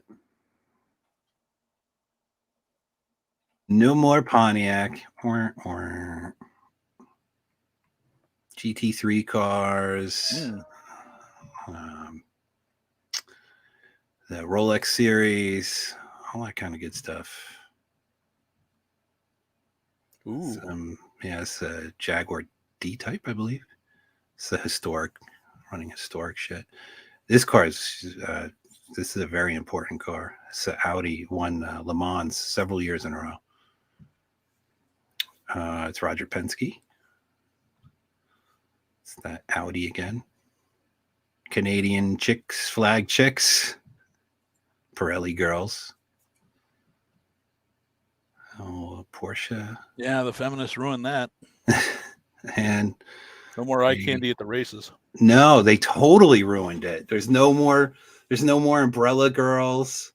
There's no more flag chicks. They're all gone. You know, now those chicks are unemployed. They got to find something else. Yeah. I'll bet they're making it $1 at a time now. On their OnlyFans. Well, you know, all that shit's gonna go. Yeah, there's that. They're gonna go by the wayside. I mean, look, you know, when it comes down to it, when it's do I buy food? Do I buy the electricity in my house and all this kind of stuff? Or do I pay some OnlyFans chick money? I think watch her put Sharpies in her orifices. Yeah, these girls are going to be freaking hurting if they don't have any skills. If you're a guy who doesn't have any skills, you better skill up right now. You better get your shit going. You better learn. And pushing papers around and making spreadsheets isn't going to help you much. It's not skills. You got to skill up. You got to learn how to fix your own shit. If you don't know how to fix your own shit, you got to get with people who know. There's got to be trade-offs. Like my neighbor, I have a good neighbor. He knows how to garden the shit out of everything. I mean, he grows unbelievable. He taught me a lot. I help him with mechanical shit that he doesn't know shit about. That's usually the way it works. Yeah. People only have like one part of it they know.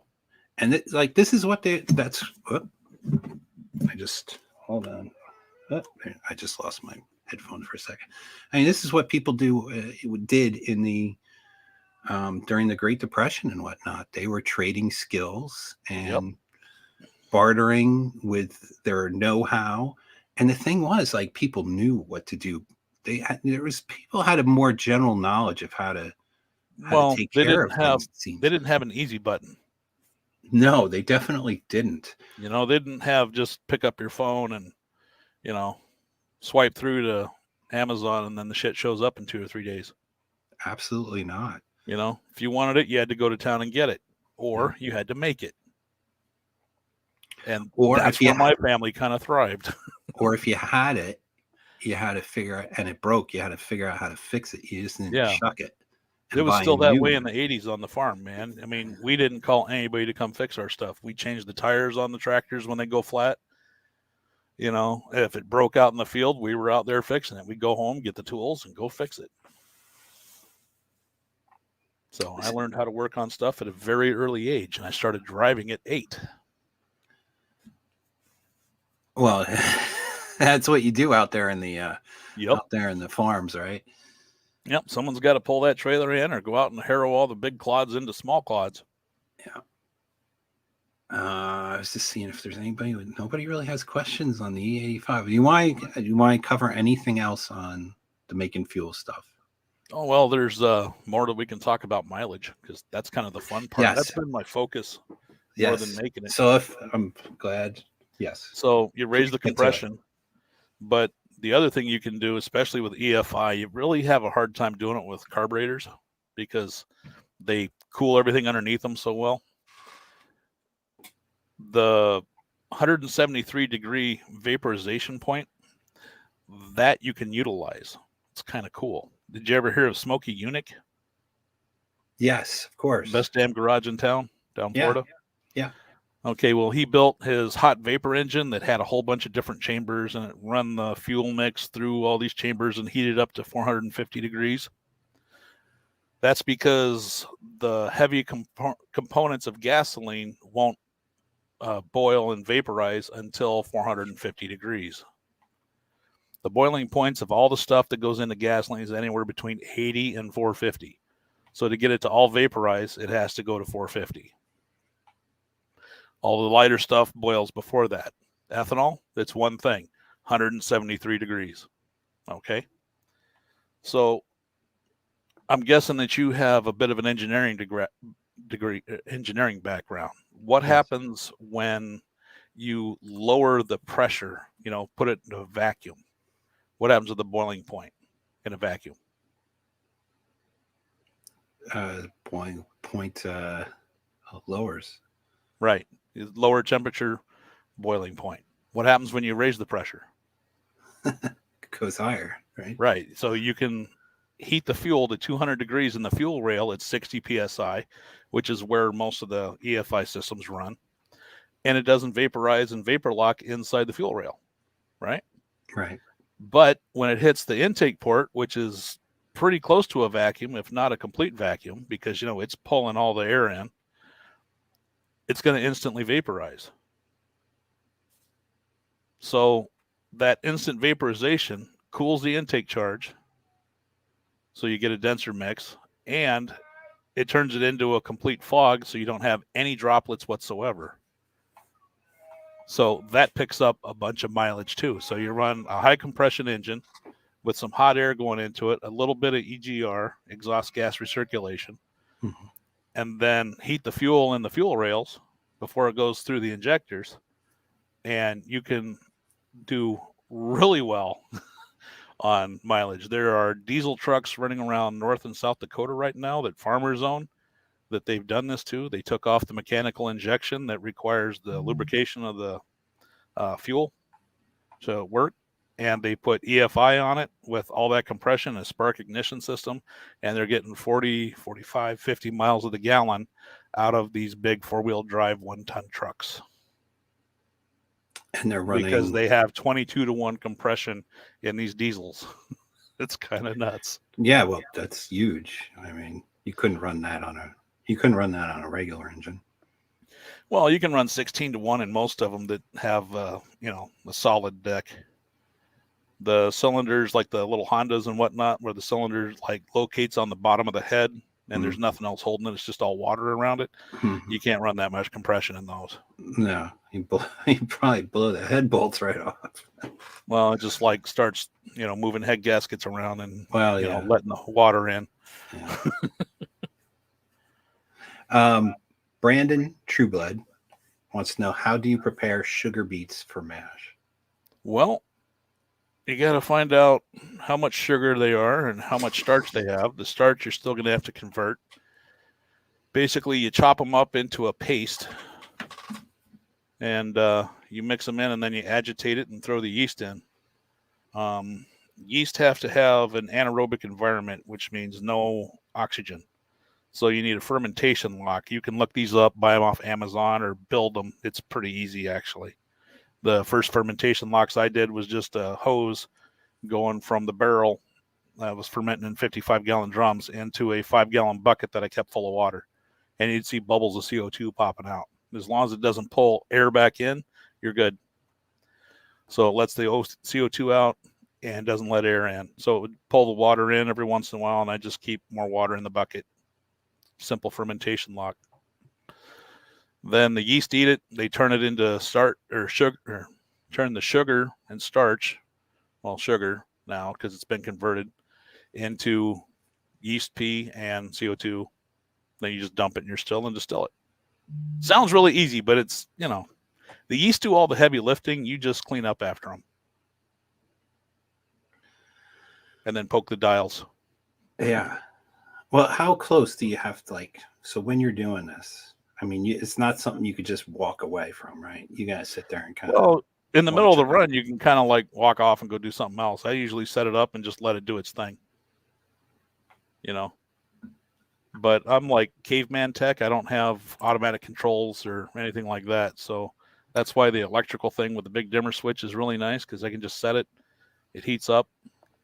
But the thing is, as the alcohol boils out, the temperature of the whole thing's going to rise. And then eventually you're going to get, straight water coming out that you distilled, because the top of the head's going to rise in temperature.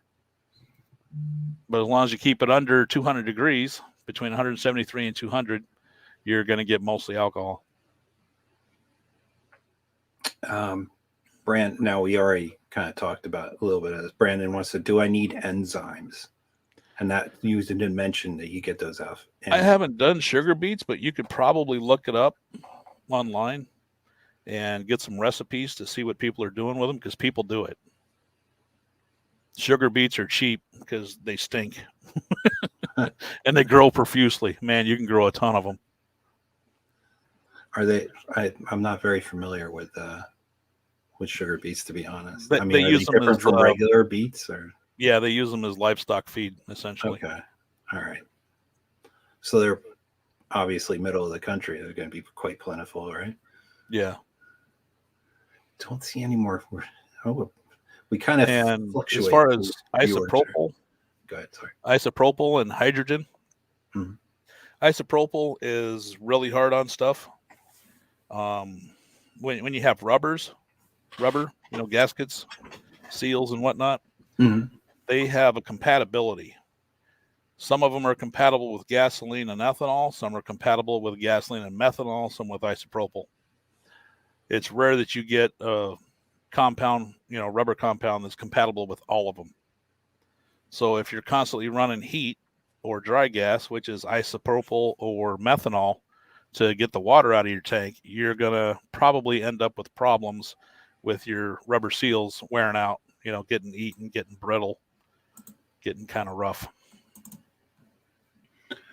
Well, is that so? Okay. Now, is that something that you would have to worry about on your car? Will this degrade the rubber? Every car built in the U.S. since 1983 is ethanol compatible. All the parts that you get at a parts store, the fuel line, the gaskets, the seals, all of that is ethanol compatible. If you're running around with 45-year-old seals in your fuel system, it's a fire hazard even without ethanol, because rubber has a shelf life. Right. So, I mean, yes, of course. I mean, yeah, the one that my catches question most is, people is the O-ring around the fuel sender. Of course. Because they forget to change it. My question is, does it degrade faster running the E85? No. So here's interesting thing, right? My blue Firebird that I sent you a picture of, I used to run that in the 1990s on VP Red and 110 octane Sunoco race gas. Okay. And I would have to change the rubber fuel lines and the accelerator pumps every year to every other year, because the race gas would eat them. It would just start springing leaks, and the hose would get brittle and crack. So I had to change out most of my fuel system every year. I had less than 12 inches of rubber fuel line in the system, so it wasn't a big thing. But, I noticed. It's like, okay, so my accelerator pumps are leaking again. So that's kind of a pain in the ass. You got to take things apart and change them.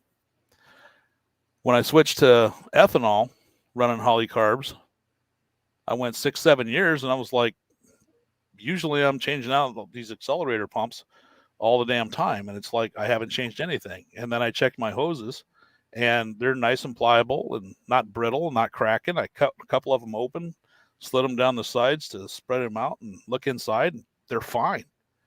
There is no problem with them. And I run just basic Napa and CarQuest, fuel hose. Nothing big, nothing special. Mm-hmm. If it's compatible with 10%, it's good with 100%. It doesn't care. Chemistry's kind of like that. Yeah. No, this is all.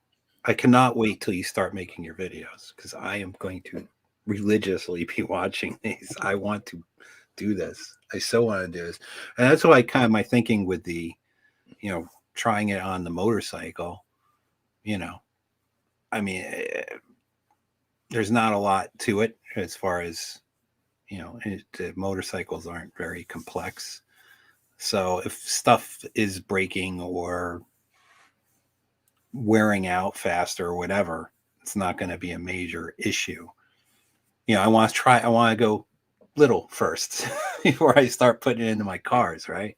I mean, they already put this stuff in the fuel already, but not to the degree of running, 90%. You could run 30% ethanol. You could add more to it. So if you got like my LS1 and my 98 formula, right? Mm-hmm. It needs premium. So 91's the least you can do. It likes 93 the best. Right. I was running around on 87 octane, and I would just it's a 13-gallon tank. I would throw 2 gallons of E85 in on top.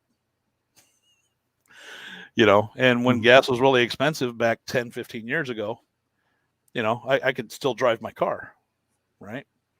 Then when gas got cheap, I put it on straight, premium, because I didn't have to worry about it. Premium was like $2. So I drove it around for a while, and then the rear end broke, and I parked it in 2017. Well, 2020, after been driven for like 6-7 years without any ethanol in it, I parked it, and it wouldn't start in 2020. So last fall, I put it on the lift and dropped the fuel tank, looked inside. The fuel pump is done. It's just clogged with varnish and stuff. There is rust everywhere inside the tank because the ethanol's not in there. It's just, basic gasoline. Right. The rust isn't from the ethanol, because you can look in my 70 GTO that's been sitting for I pulled the engine in 2018 and I quit driving it in 16 because electrical problems. You look in that tank, it's going to be spotless inside. But why didn't you put some fuel stable in your other car? Because I didn't think about it. Yeah. I thought that I was just going to fix it, and then I got busy building my house and a bunch of other stuff, and now it needed a new pump anyway. It was making noise. Mm-hmm. It was making noise when I bought the thing in 2004. So now I got to throw another tank in it, and I'll probably just put a sender in it. I got a bigger pump, so I can go a little bit stupid and have fun with it. Stick me a 6-liter in there. Ooh, really nice. Break the rear end good. Shatter it. Yeah. All right. Is there anything else we want to cover about this? It's getting we're at hour 46. I think we want to wrap it up soon. I gotta wrap it up with my 20 talks. It's my thing. Yeah. Unless Brandon has any more questions, he's like the only one still here. Well, there's 3 guys supposedly. Well, I'm one of them, so 2. Oh. We lost you put everybody to bed. We didn't show them enough skin. I'll wear a tank top next time. This is pretty. These 2 whores there. That's pretty good. I got this one. She's there. She was pretty hot. All right, so we'll go. I thought this was pretty funny. Yeah, that's a really expensive way to go, and it's really low proof. Yeah. Oh, JR is here. Hey, JR. Hold on. Let me. I thought drinking alcohol is 40-50% alcohol. Here you go. This I thought was a pretty good one. See, somebody's got to get this shirt. Mechanic using a high school diploma to fix what your college degree messed up. Yep. That was the whole thing in the Air Force, because we have a bunch of high school graduates fixing the airplanes and then college graduates breaking them. Oh, JR is a motorboat. JR says he's a motorbike guy. Well, you JR, can run motorcycles on it. yeah, You just got to keep them warm. I'm totally, well, you run air cooled. It's going to, especially if you're in traffic, you're going to run. Yeah, you'll be warm. interested in the video I'm planning to do here as soon as the weather gets a little warmer. I'm going to pick up a Harbor Freight 6.5 horse engine. They're $150. And I'm going to show it running on gasoline. Then I'm going to take it apart, modify the carburetor, and I'll kind of sneak up on it a little bit rather than just like hog it out and make it huge. Because I find that it varies how much you need to open it up. It's not a straight 30% more. So I'll find out, make it run, maybe put an O2 sensor on it just for fun because I can, and see where it's running. Yeah, and then I'll show everybody an engine running on an E85, and I'll run it real hard, and I'll put a mark on it, and I'll just put it up on the shelf and forget about it. I'll leave the tank like half full, and then I'll wait 2 years and start it up again. And you think it'll start right up? Oh, it'll start right up, no problem. Come on, really? Does vodka go bad? Does 12-year-old scotch go bad? No. No, doesn't. Keep it out of sunlight. It'll last forever. All right. Okay. So, you got my 20 talks. Love the 20 talks because you never know what you're gonna get. It's like a box of chocolates. Mom is like a box of chocolate. There you go. So I don't know if the volume comes through. She looks like a bulldog. Well, I have no idea what is going to happen with these. Oh, well, you shouldn't get a strike for boobs. Nah, well, they don't really play boobs on TikTok. Yeah, they although you get sometimes you get these girls who are just to look a little bit too young, so you gotta bounce off that shit. All right. Oh, she's putting on. Look at all this makeup. She is caking herself on. Toy Story. Oh my god. She looks like just somebody you would see like working at a diner, right? Bringing your You want fries with that? Oh my god! Look at Actually, she kind of looks like one of my friends that's trans. Yes, I can see. Yeah, she looks like a 68-year-old dude. Oh man, look at those! Did you see the arms flapping? Yeah. Oh, hold on! Look at those bat wings. Look at those things going. Where was that? It's all the I don't need to see it again, man. Oh, look at that! Yeah, you do. Look at that! All right. Oh, she's lost some weight. She had a flying squirrel suit. Yeah. What's this dude making? So that was number one. Oh, cool! He's forging. Yeah.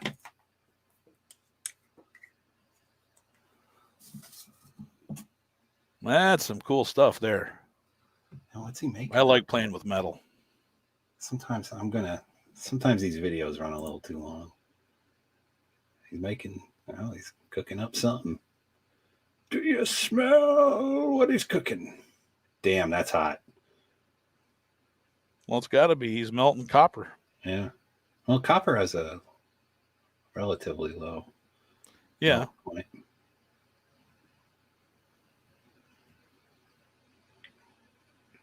What the hell is he making?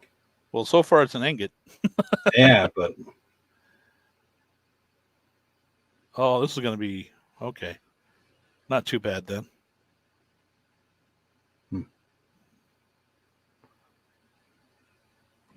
Oh, he's making gold. That's gold. I skipped a little too far ahead. Apparently, it was more than he's making brass. Oh yeah, brass, sure. Because he had copper there. Yeah. Copper and tin. See, that's copper. Yeah, so copper and tin makes brass. Interesting. Oh, Jesus. Wow. I would say to take that one back to the store. I would say turn off the water feeding the ice maker and shit. Yeah, that too. Oh. Oh. Ow. Because it's still on. Yeah. Oh, R2-D2 with a heart on. Ooh. A10 Warthog in action. No, this is the fouling system. Ooh. Damn. Let's go on. You would know this. This is you know this stuff. Oh, that's a video game. Is it really? I would Yeah. think, right? Yeah, this is a little too. That's got to be a video game. Because there's no way that they're going to be CRAM simulation. attacking. Yeah, there's no way they're going to be attacking the Aegis destroyer. people are taking videos like this and they're putting like Ukraine and Russia on it. Yeah, that was a hellfire that hit. Oh, hello. Oh, it's cold wherever she lives. Yeah.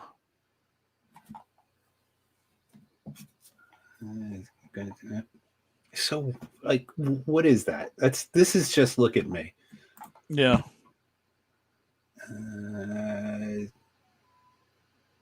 Some of these are crap. What is this? 3 minutes worth of making goofy gadgets. Come on.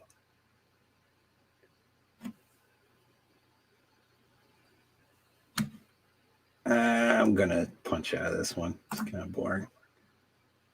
And that baby looks kind of. Is that baby real? looks like that chick that was putting on the makeup. Well, it's not real. That can't be real. I mean, that's the. Yeah. That's creeping me out, to be honest. This is creeping me out. I'm punching out of that one. So I got. So it's 7. This is 8.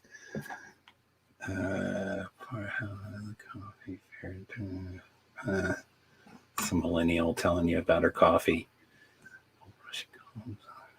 See that this is what's happening at TikTok lately. It's just so many Ukraine, Russian things. Well, their shit's breaking down because they don't do any maintenance on them.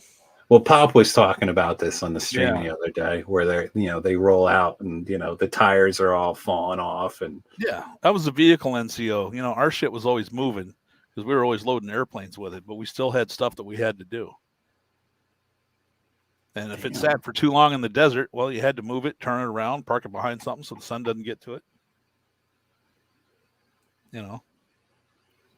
What's that thing Pop always says? Run it, slam it, throw it in reverse. Yeah, run it through all the gears. Run it through all the gears, neutral slam it.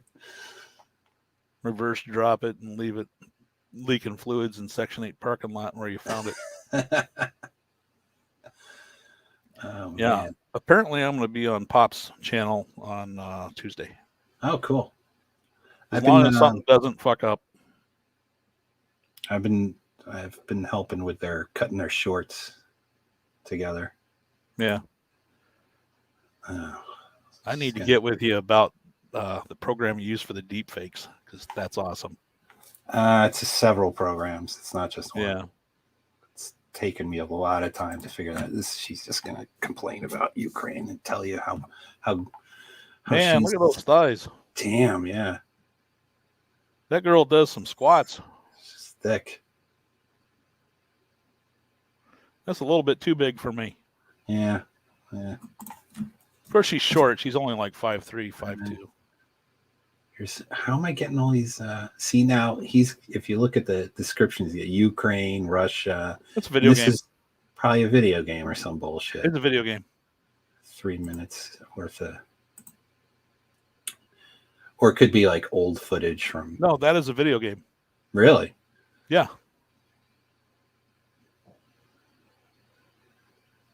See, that's disgraceful that they're taking. Oh yeah, see, this guy says video game. Yeah, I'm pretty sure that's DCS, Digital Combat Simulator, and I have that game. I haven't played video games in forever and a day, to be honest. Well, I got lots of time on my hands, so that's not my thing. I don't have time. It's part of my problem. Another one who's going to lecture you about. Let me see if I put the. Can you hear that or no? No. All right. I think I might have the speaker muted. Whatever. She's just going to lecture you. Don't really give a fuck. Now that's real. Yes, this looks real. Yeah. See how different the explosions look? Yeah. Yeah. When you've seen shit really blow up, you're like, oh yeah, that blew up. When you see video games, you're like, okay, that's a video game.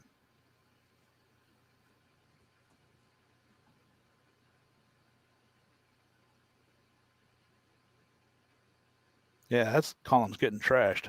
Yeah. Well, what's hitting them though? Are they Not just entirely rocket sure. I can't see where they're coming in from. handheld like rocket stuff? And That somebody's TAD using a had a bad drone, day. I guess, right? It's got to be like drone footage. Yeah. What the hell are they doing? I don't know. I know what the hell they're doing. That is not bright. Is that trying to disarm Yeah. something? Oh boy. Holy. They're trying to pull the fuse out of it. I see. If this is, I imagine, if this was like the Americans or, not a, second-rate army or whoever the heck's doing this, we'd have like guys in big suits. We'd send in like the little machines that go. I got a funny story about the EOD guys. We had this dude in my flight and basic training that was going EOD. All right. I found it just absolutely amusing because the dude could not stand still. Right? If he stand at attention, his hands and feet and he's just twitching all the time. I'm like, man, your recruiter had some kind of morbid sense of humor putting you in EOD. Yeah, right. If he was holding a cup of water, he was spilling it all the time. It was like he had Parkinson's, but he was only like, 19. I was like, you're going into AOD, really? Or EOD. Somebody making chicken. So yeah, his recruiter had a real sense of humor. It was like playing doctor, and you're drunk. Yeah, right. You explode, and you'd look like what that chicken looked like right there. Oh, here we go, making some meat. I still got people. Yeah, I still got people watching. Yeah, we're up 6. to. We just picked up 2 more. 14. Welcome back, guys. These guys, natural light.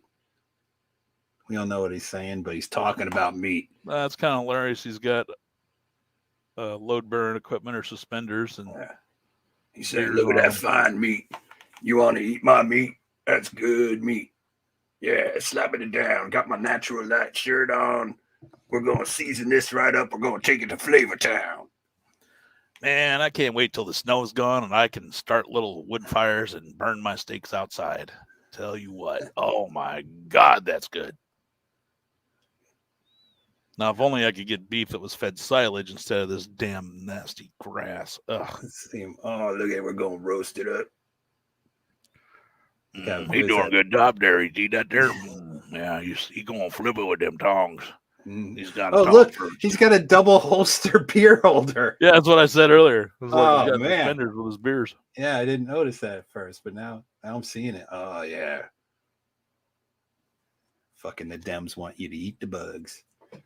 I don't think I would eat anything that he handed me, but that steak looks good. Guys like that probably cook real fucking good. He just seems like there's a little bit too much meth in him. He learned his cooking skills from cooking meth? Is that what you're trying to say? All right, let's move on. Some shit. More look at me.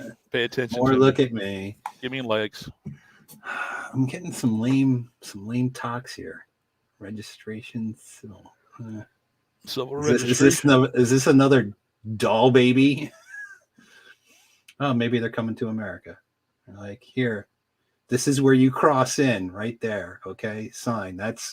Maybe these are the contracts, when you go get the coyote, they have you sign the contract, hand them over $5,000, sign your life away, and there you go. Now you become American. Oh, here we go. Ass shaking for grandma. Classy.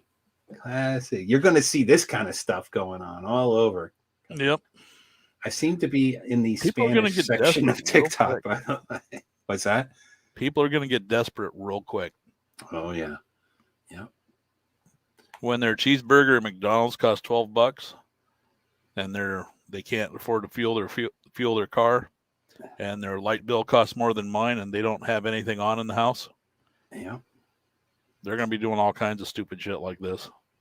Yeah. This video is kind of sad, you know. Got poor grandma, like she just wants to die. Look at her, she's like looking She's like, down. my granddaughter Please. is just embarrassing herself. Yeah. Yeah. How did I give life to this? Oh man. See, it's like tonight's, it seems to be either Ukrainian cooking or cooking, creepy babies, and Ukrainian crap. Those are all Ukrainian. They got V's on them.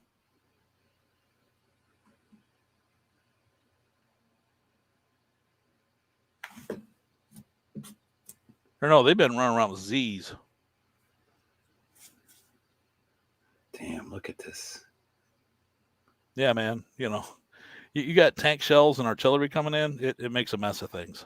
Absolutely. Well, who was saying? Was it Pop? He was talking about how, I don't know if it was Pop, maybe it was somebody else. He was talking about how, you know, Russia, they just indiscriminate, just everything gets lit up. Yeah. And you know, where the Americans, they could put it through, you know, the window of a house, you know, exact strike. But man, look at this mess. Saddam was hiding the Iraqi jets in residential neighborhoods, you know, in the second invasion. So we had a solution for that. You know, the Russians would have just been like, just drop a 1,000-pounder on it. Now they got a whole bunch of civilians living around it. What we did was hooked up a bunch of JDAM, you know, the laser-guided bomb stuff, to chunks of concrete shaped like a bomb. So it's still 2,000 pounds, and you can just tack all the laser-guided fins and everything on it, and you just fly it over and you drop it, and the concrete goes right through the MiG. It's like the old school. It's like a blunderbuss, right? They just used to take everything and just drop a big rock on it. Yeah. Okay. What do we got here? Ooh. Oh. So we were dropping rocks on them in the. She's cooking rats. Nice. Oh, yeah. Oh man. Oh man. Yeah, and protein's protein.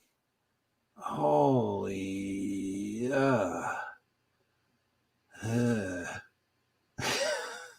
People are gonna end up doing it. New York, they're gonna have they got a rat problem. They're gonna have not enough rat problem for everybody to eat. Yeah. Well, this is what you're gonna see people doing, this kind of stuff. Yep. Somehow I seem to be in Spanish section of TikTok tonight. I'm getting a lot of Spanish talks for some reason. But yeah, go to different countries. Rabbits are rodents, squirrels are rodents. Now, where did you serve? Just if you don't mind me asking. Well, my first base was Rhein-Main, Germany. That was kind of fun. I was there when the wall came down. Got a nice chunk of it sitting on the shelf here. That's what my picture is. That's my chunk of Berlin Wall. Oh, okay, cool. And then I went to Charleston. And then they kicked me out in the 92 drawdown. So I got out and went home and went to school and got married and worked on most of a degree. And then Clinton signed NAFTA and sent my machinist jobs to South America and Mexico. So all my jobs went gone. So he also cut the hell out of the military, and my buddy that was still in is a cook. I call him up and he's like, yeah, we're taking extra people, you know, just give the recruiter a call, see what you can do.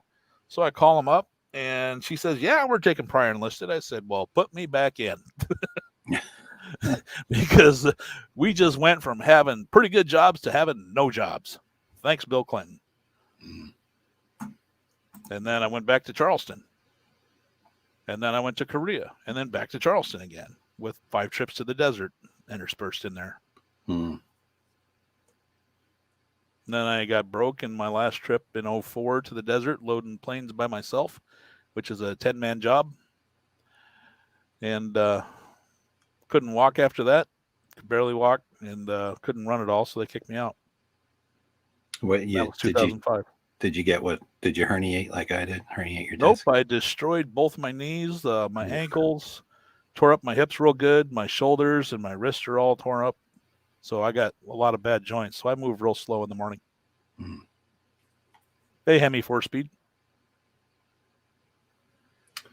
Just making some Irish soda bread here.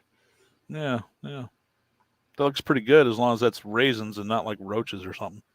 In other words, these are door stops. Yeah.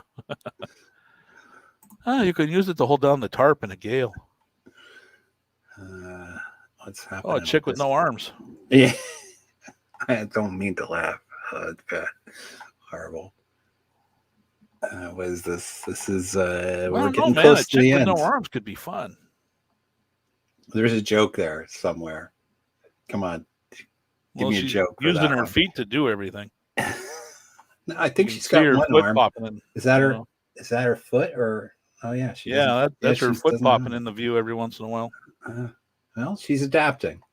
Yeah, so that's what people do. Right? I've seen videos of people with no arms and they're driving cars using one foot to hit the gas and the brake and the other to steer. It's pretty cool. Here. Now, again, is this happening? Is this legit or is this bullshit? Like, I can't tell anymore with this stuff. Well, that looked like a Black Hawk. It didn't look like a hip.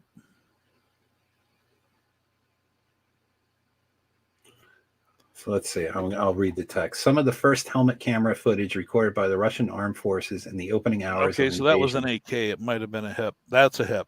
All right, MI8. Same helicopter one of my earlier videos, deploying flares in order to get to close.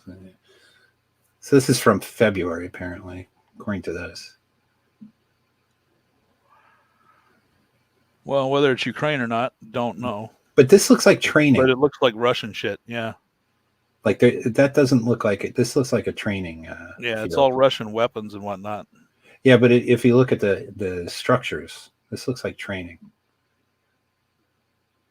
Yeah, it could be. I'm wondering why they have white tape all over them, though. Because we had white tape on us and duct tape and shit for chem warfare exercises. I'm going to say this is some kind of exercise. This doesn't look like. Yeah, they got stickers and tape and all kinds of weird stuff. Yeah. So you can't trust anything you're watching of this stuff.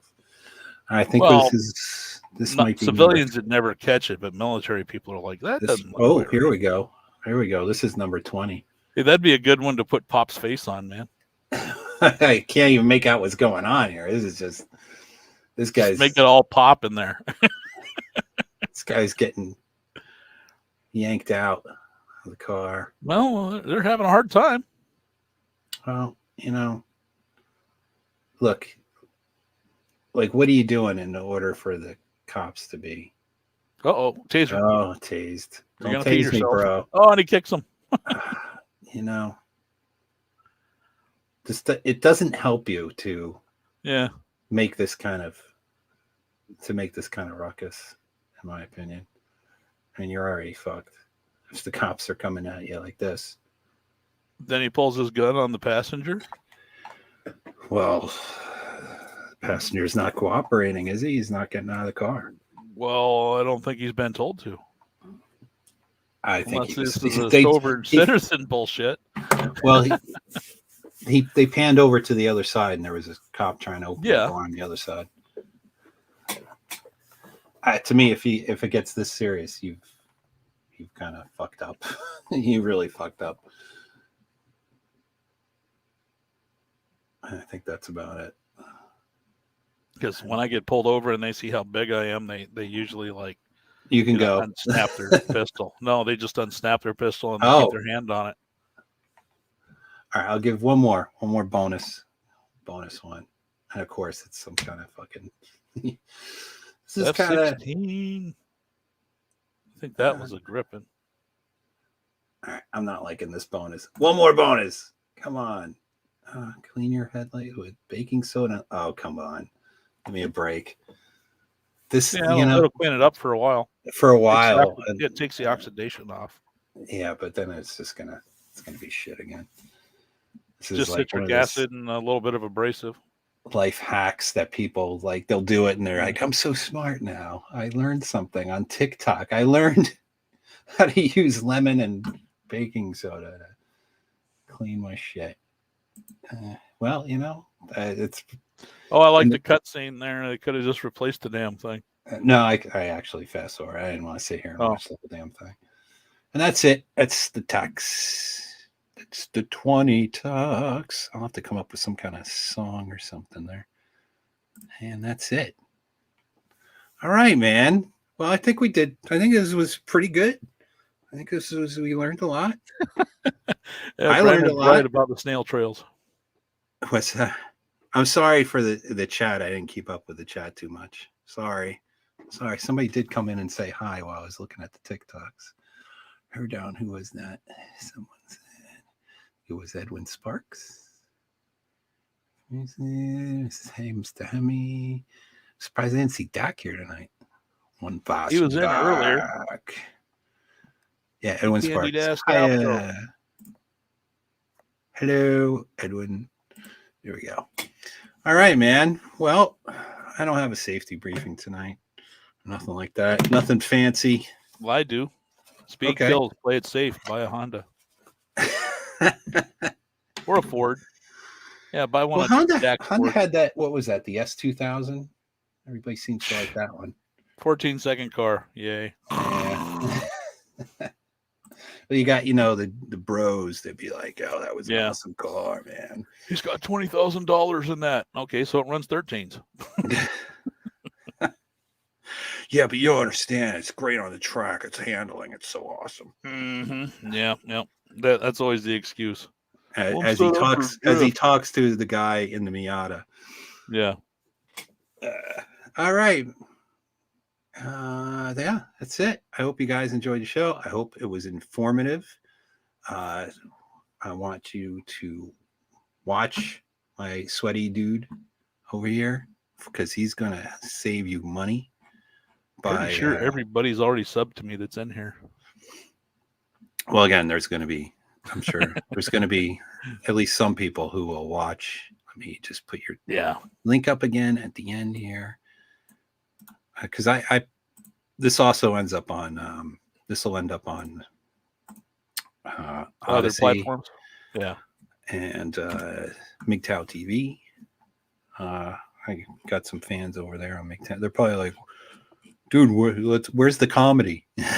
It's like, well, we'll do comedy next time. We can do voices. Be funny, man. Be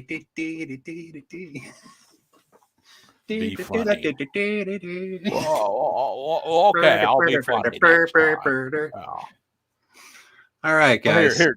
Tell me if my Arnold's better than Blake's. Okay.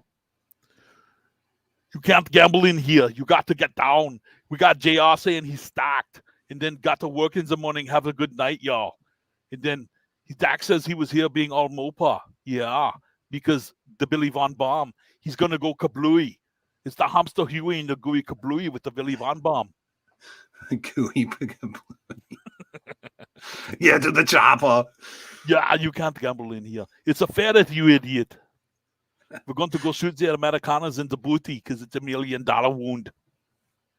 That's a pretty good one. You guys, you'll have to argue with each other.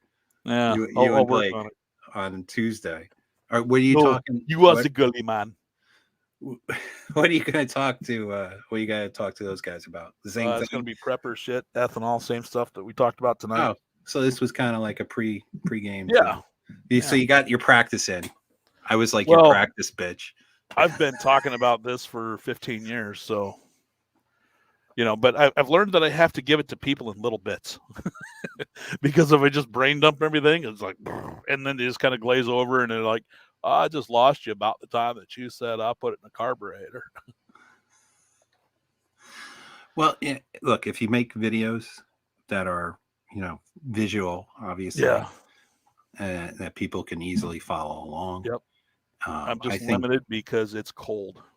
Well, yeah. I mean, look, spring's coming, right? It's Yep. right around the bend. That little bastard Puxatony Phil told us so. Yep. Oh, and you know how I was talking about heating the fuel in the rail to get better mileage? Yes. Mm-hmm. I am going to put that to the test. Okay. because I have a 2007 Silverado crew cab out there. And I'm going to make a trip to Nebraska to pick up a car this spring. And I'm going to run it on pump gas. And I'm going to keep track of how much fuel it uses because I know exactly how far it is. It's 1,004 miles from my house to the family farm. Then I will drive it back up, loaded and unloaded, with a trailer. Then I will change the injectors, do a little bit of tuning, run it down there without the heated injectors, without the heated fuel line, and then run it back with the heated fuel line so I can get, apples and oranges. You get some numbers up. Yeah. Then I'll be able to tell, how much I get out of how many degrees of temperature for the E85. Because it's going to run on E85 while it's long distance. I won't run my trucks on the hot rod fuel. Now, but you're going to have to bring it. No, I can just stop along the way. There's E85 all through Wisconsin, Iowa, Nebraska. It's everywhere. Oh, cool. Yeah. E85prices.com is where you can find ethanol, E85 in your area. Hold on. Let me put that up. Yeah. E85prices.com. You put that in, it brings up this little map, and then you click on your state, and then you type in where your town is, and then you just zoom out until you find a pump that has it. Cool. All right. On that note, we're going to wrap it up and say, have a good rest of your weekend. What little left of there is, actually, technically, it's Monday. Well, I'm still on weekend. I'm not. I'm coming up on 6,100 days of straight Saturday. It's nice. It must be nice. You have to get shot at to end up this way, though. Oh, yeah. I guess that's not so good. Yeah. There is a drawback. Yes. All right. Have a great night. Have a great week. And we'll catch you guys another time. Just hang here for a minute, though. Yep. Now, see you out the door. All right, guys. Take care. Later, guys.